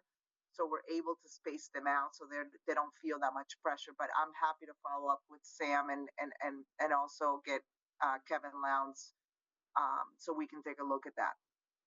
I made a note. Okay. Thank you. Thank you very much. Ms. Warren? Yes, my mouse over here is going crazy, just FYI. I'm not turning my camera on and off. Yes, so I'd like to know if the board would entertain for a future item a presentation on an update on the community schools. I've spoken to Dr. Navarro, and during some research that I was just doing, and I kind of shared it with you all when we were having the last town hall meeting about the whole school, whole community, whole child framework. There's an actual framework that ties into some of the things that we're doing in the community schools. So I was just curious if we could have an update on the community schools and to kind of see how this might tie into that whole school, whole community, whole child framework. Okay. Hold on. Someone just placed something in the chat.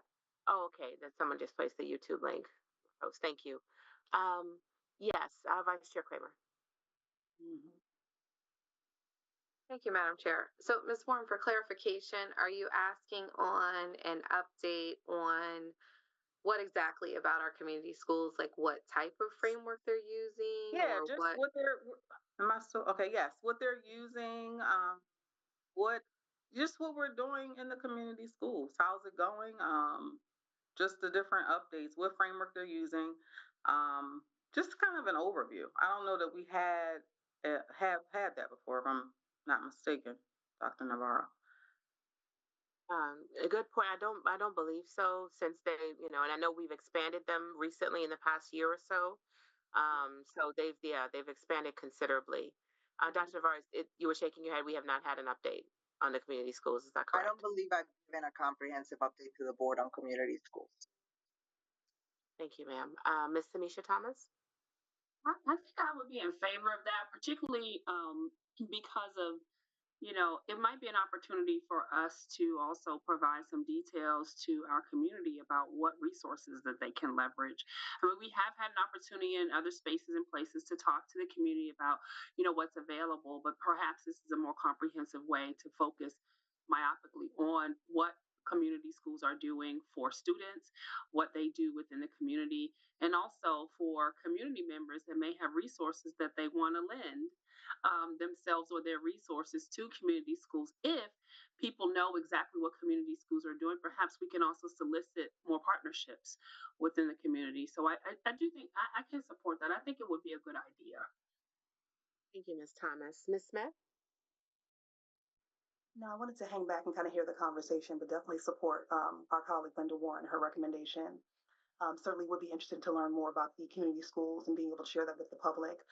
For those of us who were able to participate in Mabe's Legislative Day on the Hill and had an opportunity to meet with Senator Van Hollen's office, we know that community schools is something the senator is most certainly interested in across the state.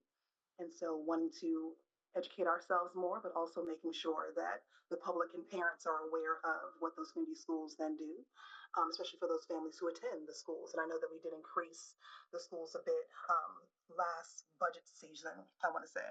So this will be a great opportunity. Thank you, for Linda, for raising it, Ms. Warren. I'm in agreement, Ms. Warren, and I think especially they're going to be more important than ever now, unfortunately, when so many of our families are hurting, and candidly, it's unfortunately probably going to be worse for some families, as there's, some concerns about job loss, et cetera, et cetera. So I think they're going to be more important than ever. I think this is a great idea and very timely. Ms. Butler-Washington. Yes, thank you, Madam Chair. And I am in support of it too, especially because with some of the sessions we had, it was a top topic that they talked about. And then, of course, just like Ms. Smith said in the Congress when we went to the on the Hill, that they talked about it in favor of it. So I think this would be something great for the community and for us also to learn the importance and what they provide and how could we answer questions for our constituents in our districts. Thank you. Thank you. Okay, I think we've certainly had enough discussion. All in favor of proceeding with the topic of an update on community schools, please raise your virtual hand. All right, it does appear to be unanimous. Are you raised, Ms. Thomas? Yes, okay, and I saw Mr. Hancock. All right, thank you very much. Thank you, Ms. Warren. Any other future agenda items? And please lower your hands again before raising it again. Okay, seeing no other future agenda items, we will now move. Oh, did you have a future agenda item, Ms. Samisha Thomas? It did. I don't think it's that future agenda item if it's already there, but I know we had talked about junior achievement, and I think we have it already, but I just wanted to check, where do we have it on? Is it March or April, or have we not made the schedule yet? I have, exactly. I don't have it scheduled yet. I have it on the list. So. Okay. All right. I just wanted to make sure. I couldn't recall. So thank you for that. Thank you. Thank you, Chairwoman. Sure, no problem. Now we'll move on to board correspondence, where we do our updates. As a reminder to the public, we will not be having public forum this evening. We are obviously all virtual, and we did not have any speakers sign up to speak virtually. So we will just continue through. I believe we should be able to finish within the hour, which would be record time for us. So does anyone want to volunteer to go first to give their board update? If not, we can go as we typically do. Oh, Dr. Smalls, yes. I saw your hand, and then Ms. Warren. Was your hand raised again, Ms. Thomas, oh, you just didn't lower it yet? Oh, it's raised to give your update? Okay. If we go in alphabetical order or seating order, I'm fine with that as well. Thank you. Okay. I saw Dr. Small's hand first, and then we can go to you, Ms. Thomas, and Ms. Warren. Thank you, Madam Chair. I just wanted to share that it was amazing going for the first time to the conference and just learning about how important role, especially when it comes to bullying, and how do we move forward, and how do we make the change, and how do we listen to our students as to how to help them to maneuver and address their feelings and emotions, and how that looks for being in school and with their parents. And then the other part was Holly Pete Robinson, just listening to her testimony as far as the biggest thing is how her son, how the daughter had to be a part of listening to the concerns of the child having autism. So that was just amazing to me. I thank you all for the opportunity of learning more things to be able to help our students, and as well as our parents. And so it just was a wonderful experience. I look forward to the next time of learning new things and being able to incorporate it in the system. Thank you, ma'am. Miss Samisha Thomas. Thank you. I'm going to be brief because I think we all want to get out of here in record time. So, going to the May conference was absolutely great. I think it is highlighting some of the emerging things that are happening. It's helping us learn how to do, some work on a more lean budget. And I think that's going to be really important as we move forward. But it also highlighted some of the emerging, I'm going to call them trends or needs in education for our students. I think Ms. Butler Washington and I were in an AI session together and how to use AI in education. And I think one of the things we heard is we really need to listen more to our students and their needs, and not educate our students for what we had or what we needed, but looking forward to what they will need in the future. And it was very valuable to talk about how we can leverage some of these things that people are afraid of. I mean, I remember back in the day when they were like, no computers in schools, and now everybody has a computer. And so just the changes and helping educate, inform, and help people consume better those transformative things that need to happen in education. Was very pleased to see some of that at the MABE sessions that we attended, and also very pleased to see we did some work in Annapolis, going to talk with folks about the needs of our community, and then also going on to Hill and listening. All is not lost. I want to say that again. All is not lost. There are people who are paying attention to education, student needs, and for those in the community that feel, for lack of a better word, pummeled at this point by all of the things that are going on legislatively within the governmental processes. We still have not, as a board, and I think I can align with my colleagues, we still have not forgotten why we're all here, and it's for students. We're protecting students, we're educating students, we're including our parents, and we're including students at every level, in every way. And that has really been the sentiment that we've seen over the last couple of weeks in the work that we've done. Equally, the work that we're doing on our strategic planning committee, as well as our funding committees, those things are intended to make sure that we keep our eye on the prize, so to speak. And so that's been very helpful. I also would like to say I've been watching some of the work that our SMOD member has been doing, Mr. Verk. And I would like to just give him some kudos publicly. He's really working hard to do just what we talked about, bringing the student voice and amplifying it within spaces that adults are making decisions, but students' voice needs to be heard. And so I want to, kind of give that kudos to Mr. Verk for doing that, because I think that's really elevating how we are not only just collaborating with teachers and professionals and families, but also right with the students. At the end of the day, they are our customers. And so those are the things that I wanted to highlight, and I'm going to end it on that note so that our other board members can go. Thank you. Thank you. Next was Miss Linda Warren, followed by Miss Butler Washington. Yes, I had the opportunity to participate in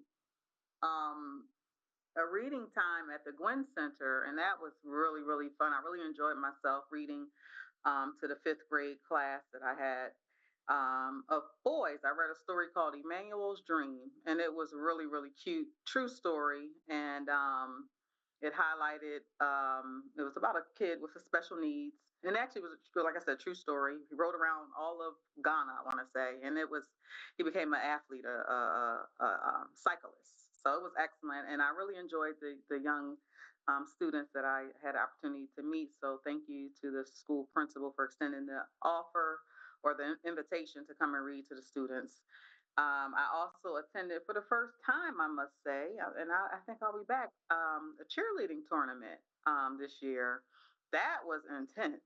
I really, I'm like, oh, things have changed. When I was in school, we had cheerleading, but I don't remember going to any competitions. I was not a cheerleader. My friends were, but it was excellent. Much respect to the winning team. I don't want to get it wrong, so I'm not going to say it.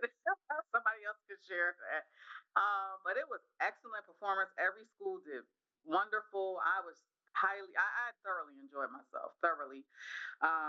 So those are a few of the things that I did over this month. I actually also participated and had a chance to, in another capacity, but had a chance to be a part of one of our after school programs, Beyond the Classroom, with Lisa Ambers for her Black History Month. She's there all week, or not all week, but weekly. But I had opportunity to share with some of her butterfly girls, I think third through fifth grade, and that was a pleasure too to meet them. It's just some really good things at Eva Turner Elementary School. So some really great things going on that with that program and just in the schools in general. So I was happy to get out in this last month and see, celebrate the students and just support. So thank you. Thank you, Ms. Warren. Ms. Butler Washington, followed by Ms. Smith. Yes, thank you. I attended a lot of what everybody else said. I'm not going to take up all the time. I'm just going to say one or two and give room for my other colleagues to say what they have attended. I really liked the NSB advocacy, priority, and federal update. That made me feel real good because that let me know that education is not blind. They're not behind. They recognize that there's a lot of executive orders out there. So the main thing that they told us to do is to maintain, stay the course, and remain dedicated to advocating for constituent integrity. So by saying that, it's meaning that they got it, they on the lookout. They want us to continue doing what we do so they can be able to fight the battles to make sure that education stay up front and stay dedicated to our community and, frankly, the whole world. So that was one of the biggest takeaways for me. And then I wanted to say that I really enjoyed. I read at the Gwen Center also to the SWORD class. Very, very active class.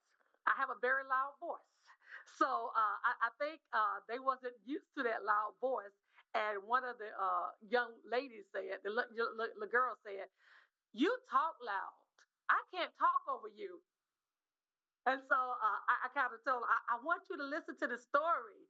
So all of them was attended to, but it was really rewarding to be able to do that. Simply because the teacher expressed that we don't get a lot of people in that class, and I opened her up and I told her, hey, if you ever need a loud voice, please contact me, and I'll be glad to come back and read to your students again.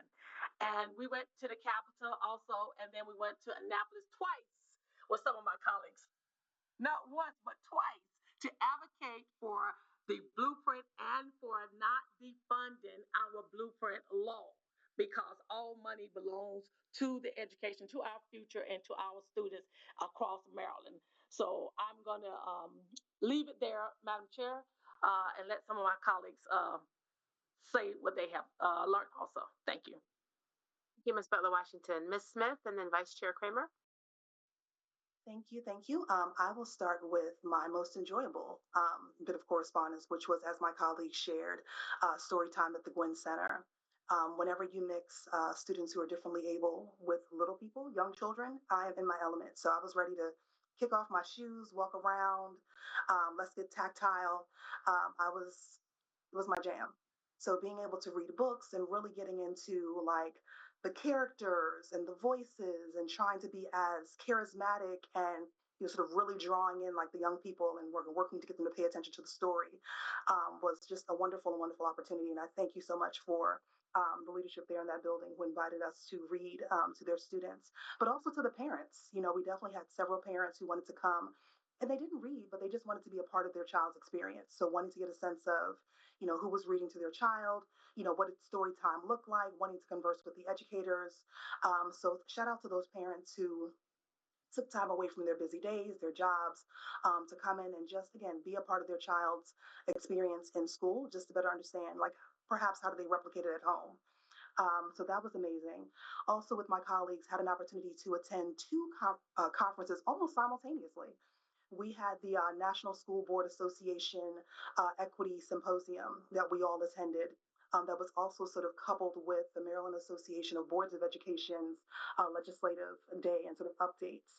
So we were traversing, essentially being in DC to having to run to Annapolis and be able to hear kind of updates from there and have an opportunity to meet with our delegates and other legislators just to get a better sense of, what bills were they tracking, what were their stances on things, but also to share our perspectives as board members with them as well. So NSBA had a variety of sessions that we were able to engage with and learn from. And also the value is always being able to have conversations with not just like sister counties and kind of, fellow board members across the state of Maryland, but also fellow board members from all the other states. So New York, Oklahoma, Nevada, and being able to get a sense of, what are some of the things that they're grappling with and working to develop policy around, or things that they're hearing from their constituents that are likened to what we're hearing right here in Charles County, and how can we think strategically about how we kind of approach getting information from our, families in terms of how we address it, but also if they are head and shoulders above us and past us, being able to beg, borrow, and steal kind of language and stances from them that could work here, right here in Charles County. So always appreciate those opportunities to get out of the county and be able to speak with other board members about what the work they're doing. Just to give you all a brief sense of some of the things that we covered, a few sessions that we attended were, and what I also love, and I appreciate this board for, is wanting to toggle between different sessions. Like, we don't all pile up in the same session, so we try to spread out. So one of the sessions that I attended was navigating key legislative challenges at the state level. And just, again, hearing from states like New York, Michigan, Connecticut, in terms of how they were thinking about school policy, how they were thinking about limited funding that was coming from their state, something that we in Maryland are going to be dealing with pretty soon. We're actually already dealing with it.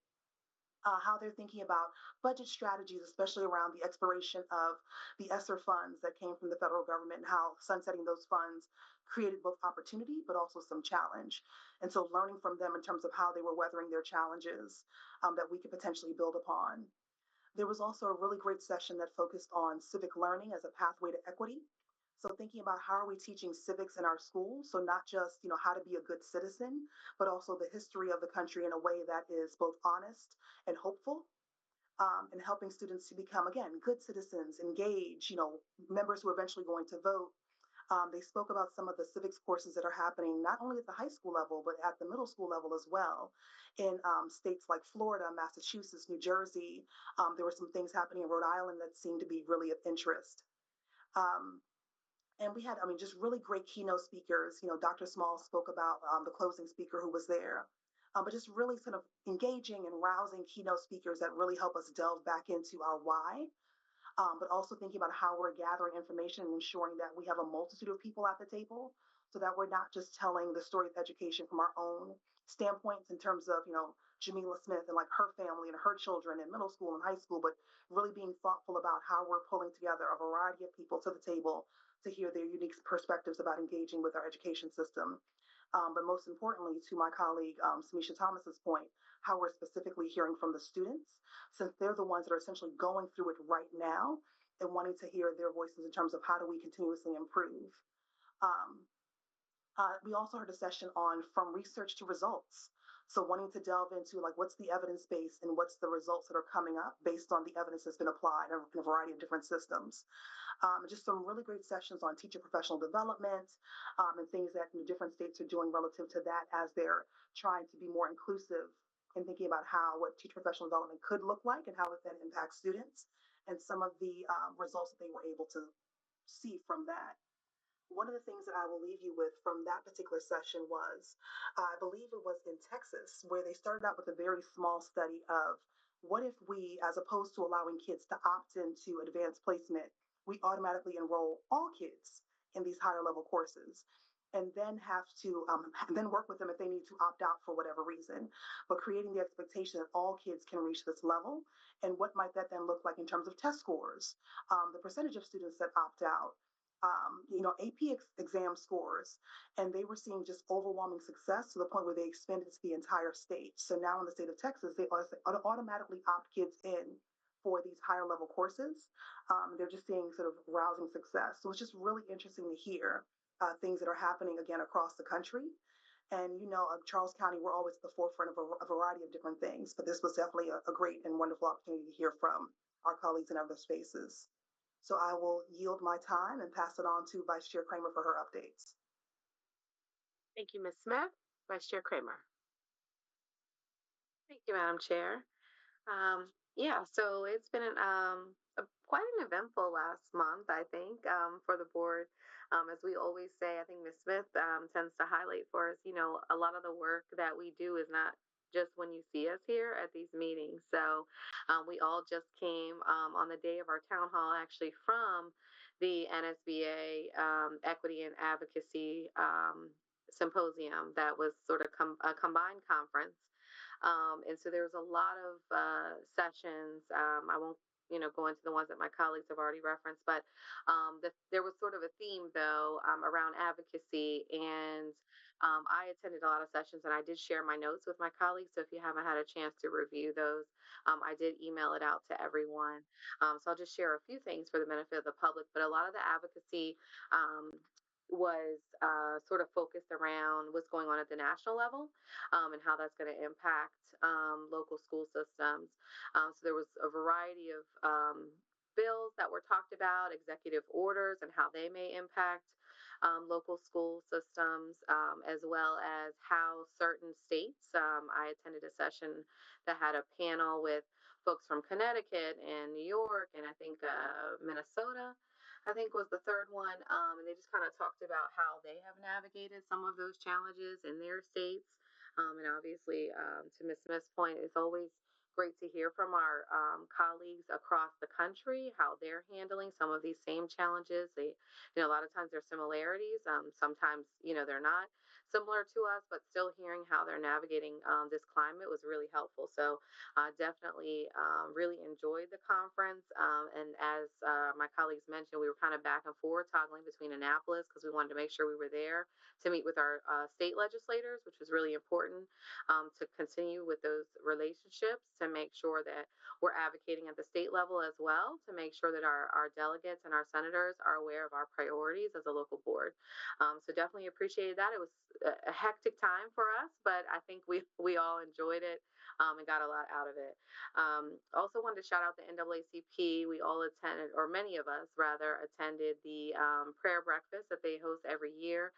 And I just really want to give kudos to the NAACP, not just for, their efforts in the community, but they truly have always embraced our students and included our students in their program.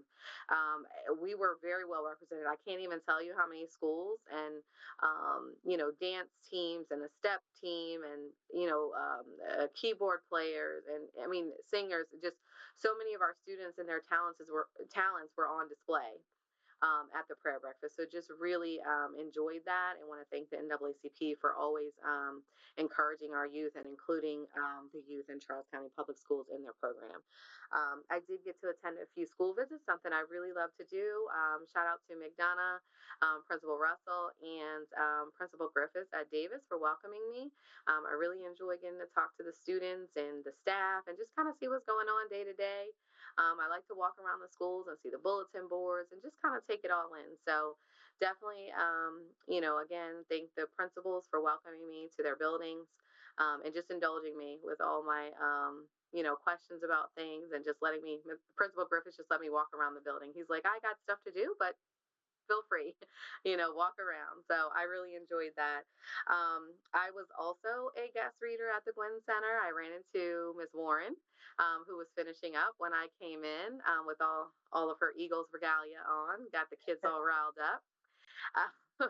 And they were great. Like she mentioned, there was a classroom of all boys.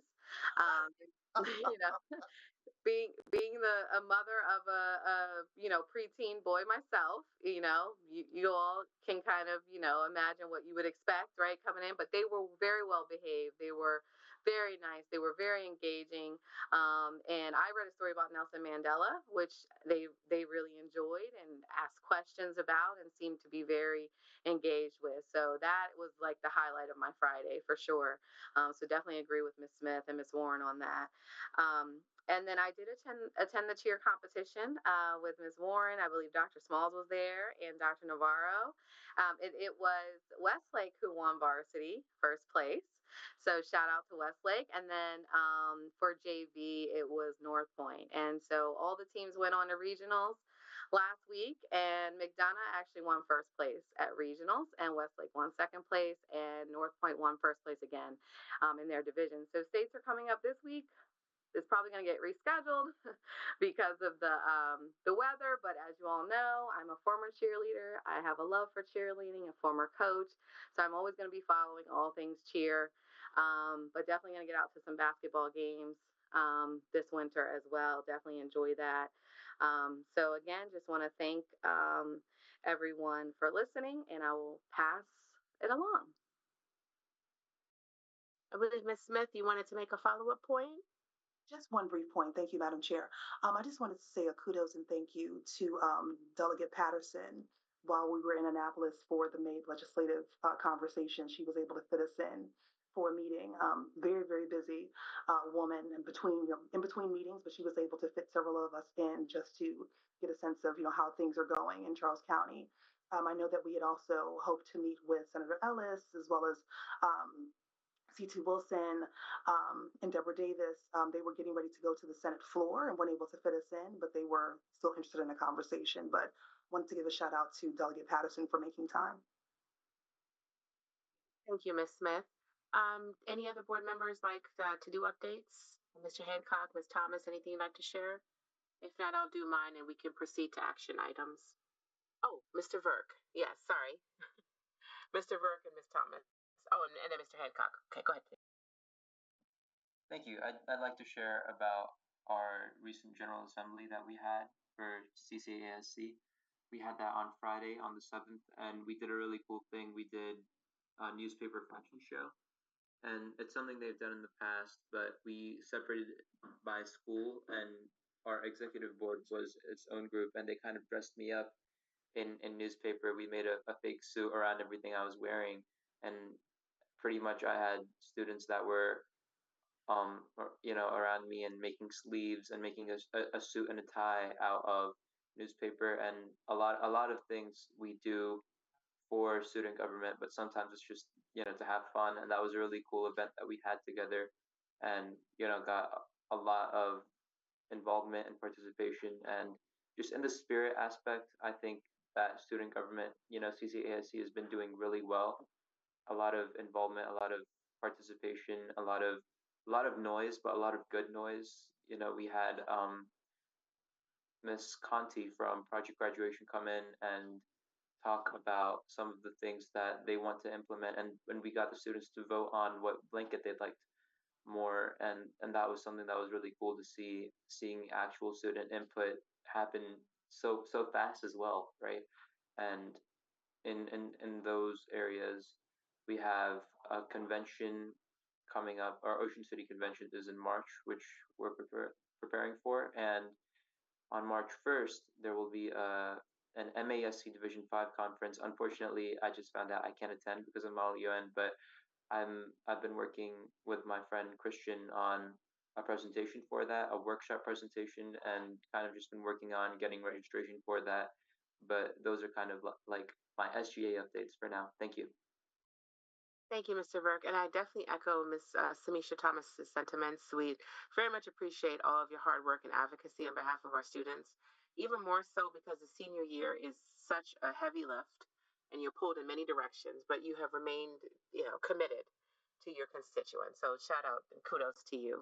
Thank you so much. Appreciate you so much. Thank you. Absolutely. Sure. Ms. Brenda Thomas.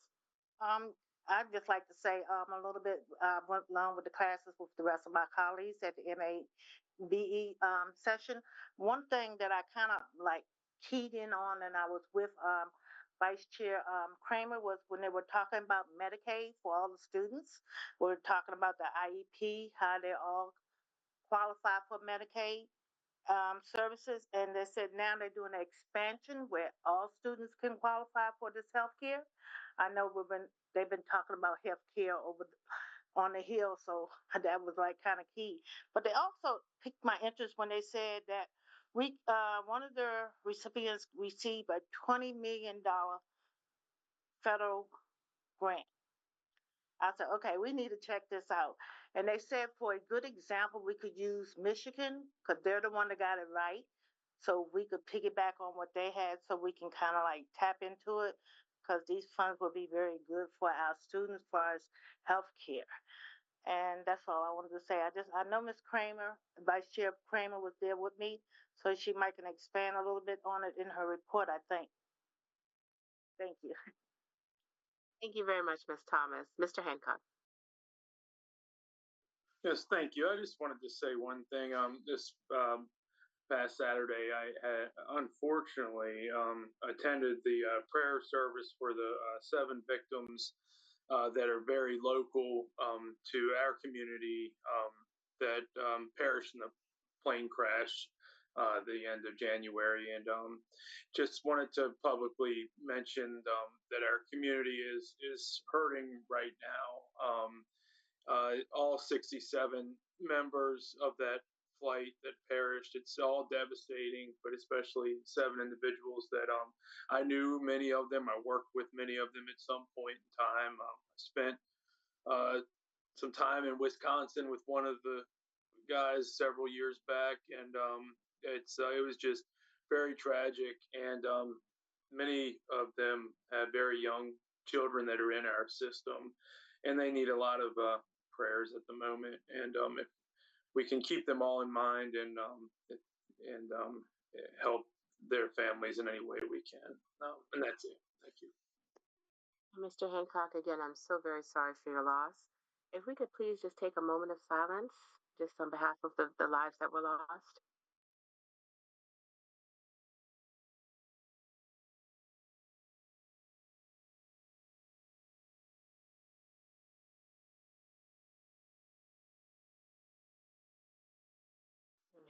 Thank you all so much. And in that vein, I unfortunately attended a celebration of life for little Miles McMahon, who tragically was, one of our students who was also lost. He was a nonverbal student that unfortunately drowned, and even just talking about it is just very painful and very triggering, especially for those of us who have young children. I will say the bright spot in that was CCAC. They really, really rallied around the family. They did a wonderful and very, very inspirational and powerful presentation, not only the celebration of Miles' life, but also resources for the families of children that have special needs. So they gave full credit to the McMahon family. It was their idea to have a resource day. So in addition to honoring their own child, and I don't know how they could even function in the midst of their loss, they thought enough of our community and our families to want to share, the knowledge that they had gained. And so it was a very sad day, but also very beautiful. And one thing that really touched me was when Mrs. McMahon said that her son loved nature so much. That was when he felt most alive and most free.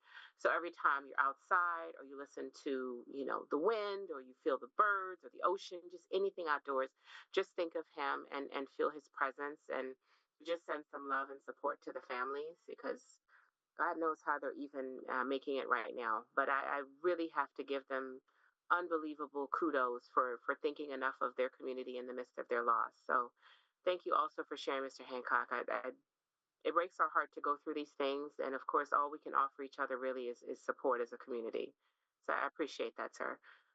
Just a couple of quick things. As I believe it was Ms. Samisha Thomas mentioned earlier about advocacy, please allow me to give you some action items, if you will, for our millions watching.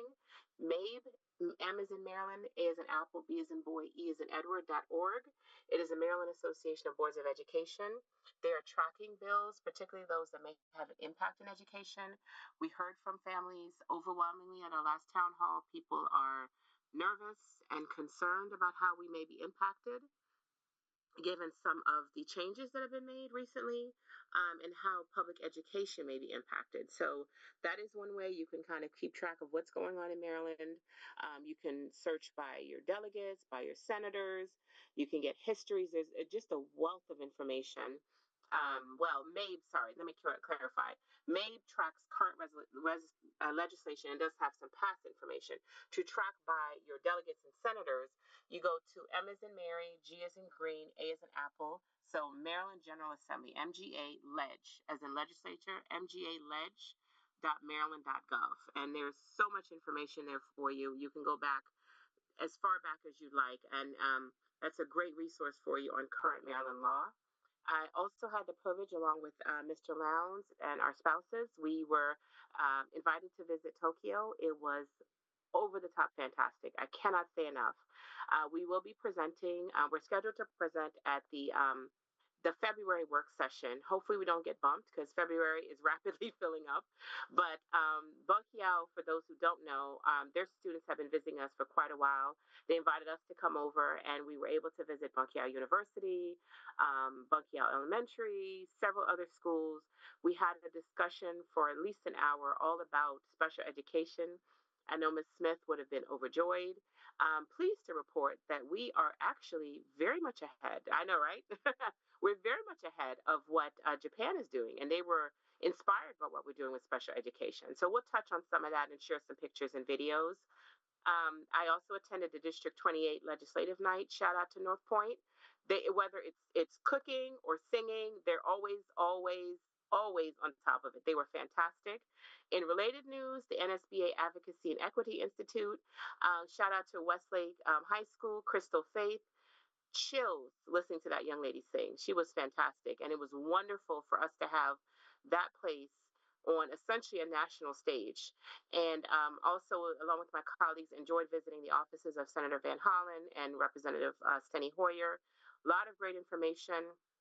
I know Senators Van Hollen and also Brooks have on the 12th, which is tomorrow, they have a phone call coming up that will deal with a lot of the changes that are going on right now, especially as it relates to federal employees. So, feel free to attend if that may be of interest to you. As Vice Chair Kramer mentioned, we were back and forth between NSBA and MABE and their legislative day. Lots of wonderful information that was shared. We'll be sharing updates at a future time. We may find a storehouse or something because there's so much information, but we can work through that at a later time, how to best keep the public informed of things that are happening. Our town hall was fantastic. Thank you to those who attended. As a reminder for those who asked, we remain committed to equity and advocacy for all students. We're staying the course. That has not changed. Our next town hall is Tuesday, May the 6th. I believe my colleagues will be in agreement that virtual has been working well, so if it ain't broke. So yes, don't fix it. So thank you all very much. And on that note, we can now pivot to our action items. So first up is minutes. And at this time, the chair will entertain a motion for approval of, and I believe it's just the minutes. Hold on, before I misspeak. I know we don't have executive session minutes yet, so it should be the minutes of the January 14th board meeting. No. Ms. Mackey, are you still on? I want to clarify. I think it was the January 14th executive session. We're going to approve at a later date, right? So we can approve the January 14th regular meeting minutes? Yes, ma'am. Okay, all right. Thank you, because those were posted. Okay, Ms. Brenda Thomas, are you moving? Motion to approve. Thank you. The January 14th board minutes. Is there a second? Seconded by Mr. Hancock. Thank you, sir. All in favor, please raise your hand. All right. That is unanimous. Thank you very much. Next up are the meeting minutes from the January 27th work session. Is there a motion to approve? Ms. Butler Washington? I move to approve the minutes. Thank you. Seconded by Ms. Samisha Thomas? Is that correct? Okay. All in favor, please raise your hand. All right. Thank you all. That is also unanimous. Next up is personnel. Is there a motion to approve the personnel actions? Moved. Vice Chair Kramer, thank you. As seconded by Ms. Smith. Okay, and if you had your hands up, okay, yeah, if you could lower your hands in between, thank you. Okay, moved by by Vice Chair Kramer, seconded by Ms. Smith to approve the personnel. All in favor? All right, thank you very much. That is unanimous. And next up is the SEL resolution, which Ms. Linda Warren had shared at the last meeting, and we realized we didn't actually approve it. So is there any discussion? Okay. All right. Technically, we should do the motion first. Sorry. Motion to approve the SEL resolution. Thank you, Ms. Smith. Seconded by Ms. Warren. Okay. Now, is there any discussion? Okay. Seeing none, all in favor? Thank you. All right. That is unanimous. If you could lower your hands. Next is the approval of the fiscal year 26 budget. Is there a motion to approve? Motion by Ms. Butler Washington. Is there a second? Seconded by Ms. Samisha Thomas. Okay, thank you. If you could lower your hands, thank you. Is there any discussion? All right, seeing none, all in favor? Oh, sorry, Ms. Kramer, were you voting or you had discussion? You were voting. Voting. Okay, all right, all in favor? All right, that is unanimous. Thank you very much. Okay, next up is the reappointment of our superintendent. Is there, if you could lower your hands, unless you're, thank you, it gets a little confusing. Thank you. All right, the chair will entertain a motion to reappoint Superintendent Dr. Maria Navarro for a second 4-year term. Ms. Brenda Thomas? Motion to approve for the second year. Okay, thank you for the second term. Thank you, ma'am. Ms. Butler Washington, are you seconding? Yes, I'm seconding. All right, thank you very much. Is there any discussion? All right, seeing none, all in favor? Thank you. That is unanimous. If you could please lower your hands. And finally, the superintendent's contract. It has been posted, and this is subject to the approval by the state superintendent, Dr. Carrie Wright. Is there a motion to approve? Ms. Samisha Thomas, seconded by Ms. Jamila Smith. Thank you very much. Any discussion? Seeing none, all in favor? And that is unanimous. Thank you all very much. Thank you, Dr. Navarro. Congratulations. We're very happy to retain you. Yay! Yay! Thank you very much. I'm very happy, and thank you to the board, the previous board and this board. I am very happy to keep serving this community and the incredible staff and students and families that we serve. Thank you. Thank you, ma'am. All right, Ms. Brenda Thomas. Motion to adjourn. Is there a second? Second by Ms. Vice Chair Kramer. All right, I know there's no discussion. All in favor? All right, that is unanimous. Thank you very much for the staff that has stayed on to make sure that we could broadcast to our millions. Please get very, Please get home safe. Yes. Please be careful. Bye, everybody. Dr. Navarro,